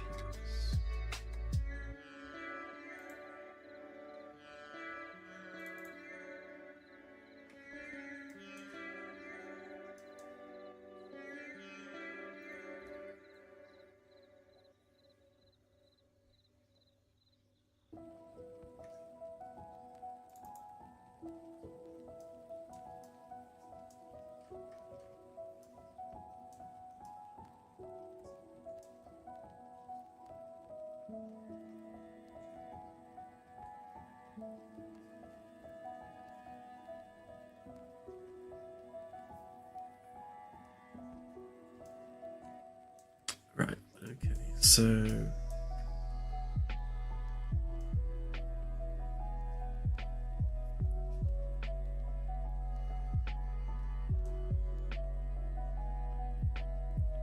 generally what we're doing is we're spawning based on planet type.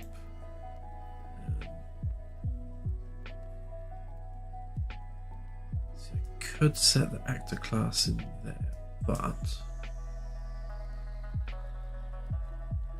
could just as easily pull out planet type from here. Do a select on that. Yeah, we can.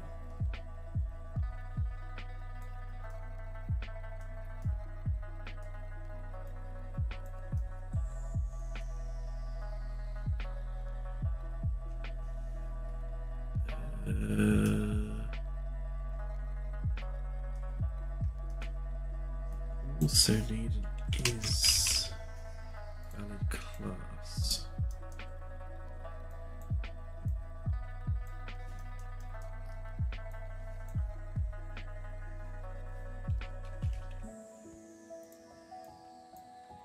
Right, so if valid class is true, then we use that. If valid class is false, we use this instead. I think as this system here gets finished, which will be relatively soon, I have to make sure I populate the class for every single type of object, and then that will avoid having to do this. So for stars, it's going to be procedural star.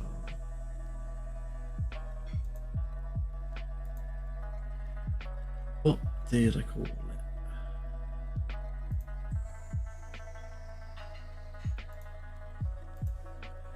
PP star.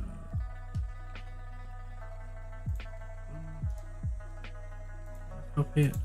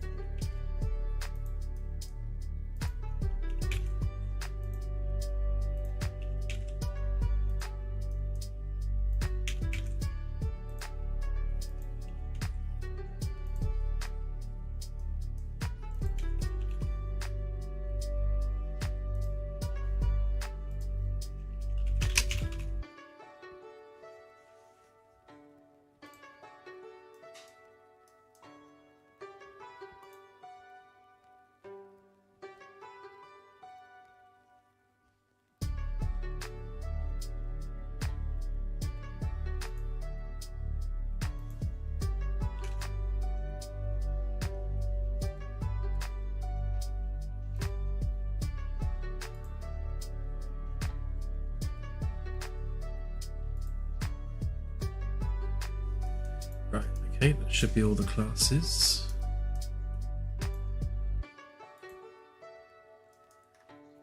This is very much a temporary bodge for now.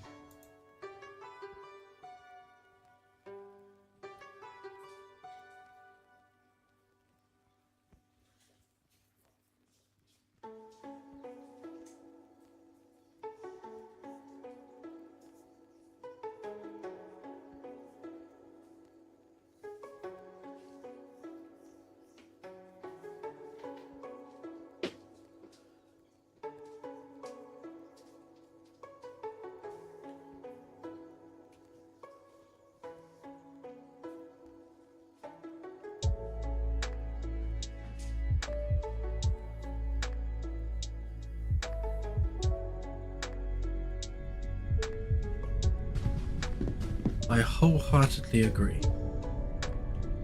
Definitely will be.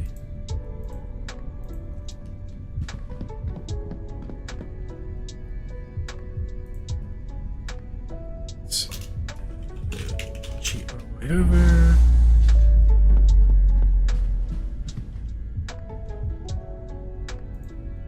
Ah, planet.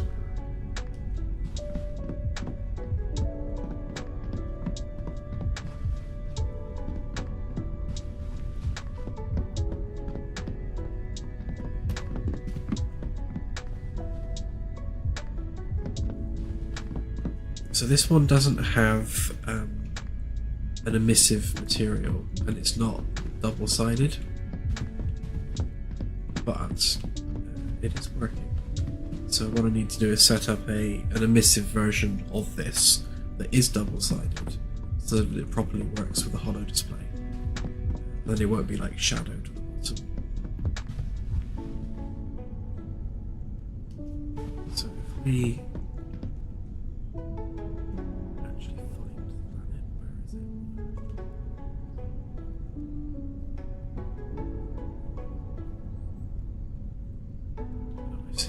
side of it.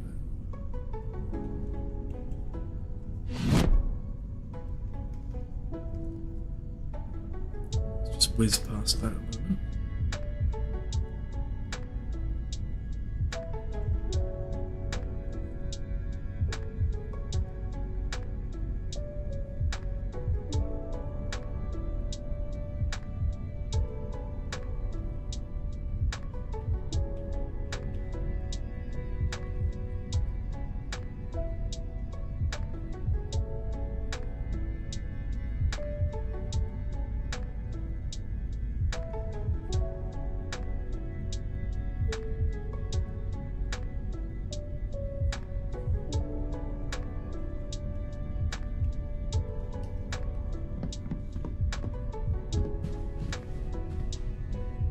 So that planet out there should be exactly identical to this planet here.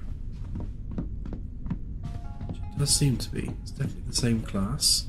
It seems to have the same surface texture.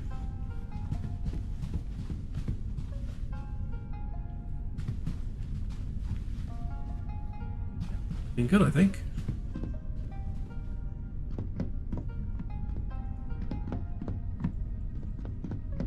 Right, so we can now tour planets from the HoloDisplay. So if we go to that other one.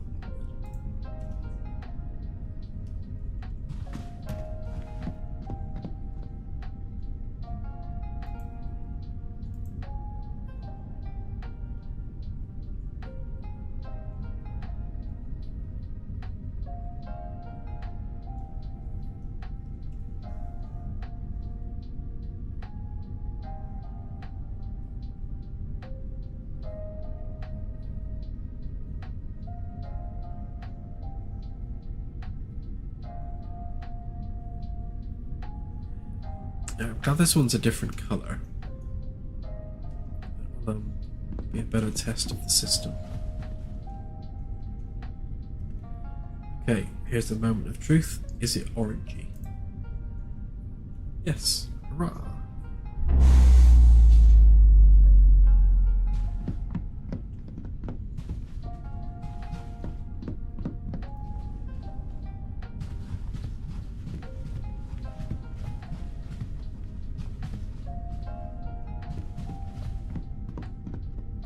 what I need to do is remove the axial tilt. Obviously this is tilted in respect to its star. Yeah, it's probably an idea to remove that. Make sure it's zoomable.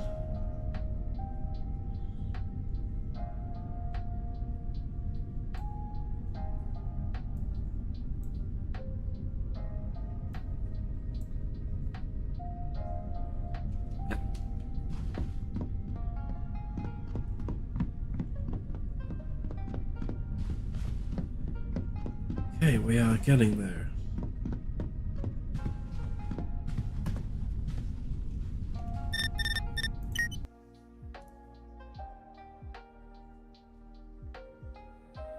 Okay, well I think that's a good time to call it a night. The system works, and that's the main thing. I need to add the other planet types and just add the emissive materials properly. But that aside, it definitely works, and we can now view any planet on the HoloDisplay.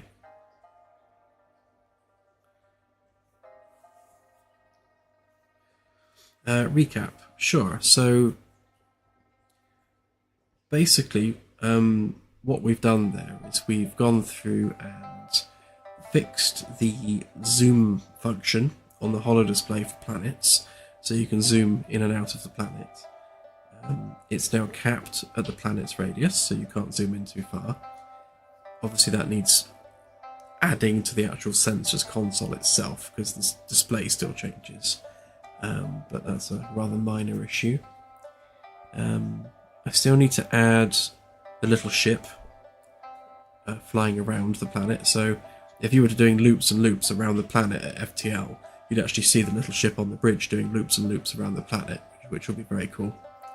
And add the ability to focus on the ship rather than the planet. So those things still need to be done. But yeah, that aside, we definitely have planets on the bridge. The next big thing that needs adding to that is the ability to have surface locations highlighted on the HoloDisplay. Like a little label, like saying, you know, here's an interesting tree, sort of thing. But that's probably for a future update. The important thing for now is highlighting any life that might exist on that world. So before I put out this as a dev build, I will go ahead and fix it for the other planet types and sort the materials out. But I need a break and I need a drink because I've been streaming for 4.5 hours. So I will go and take a break and I'll do those final few bits. And then when they're done, I shall stick out a build. So keep your eyes on Steam for that.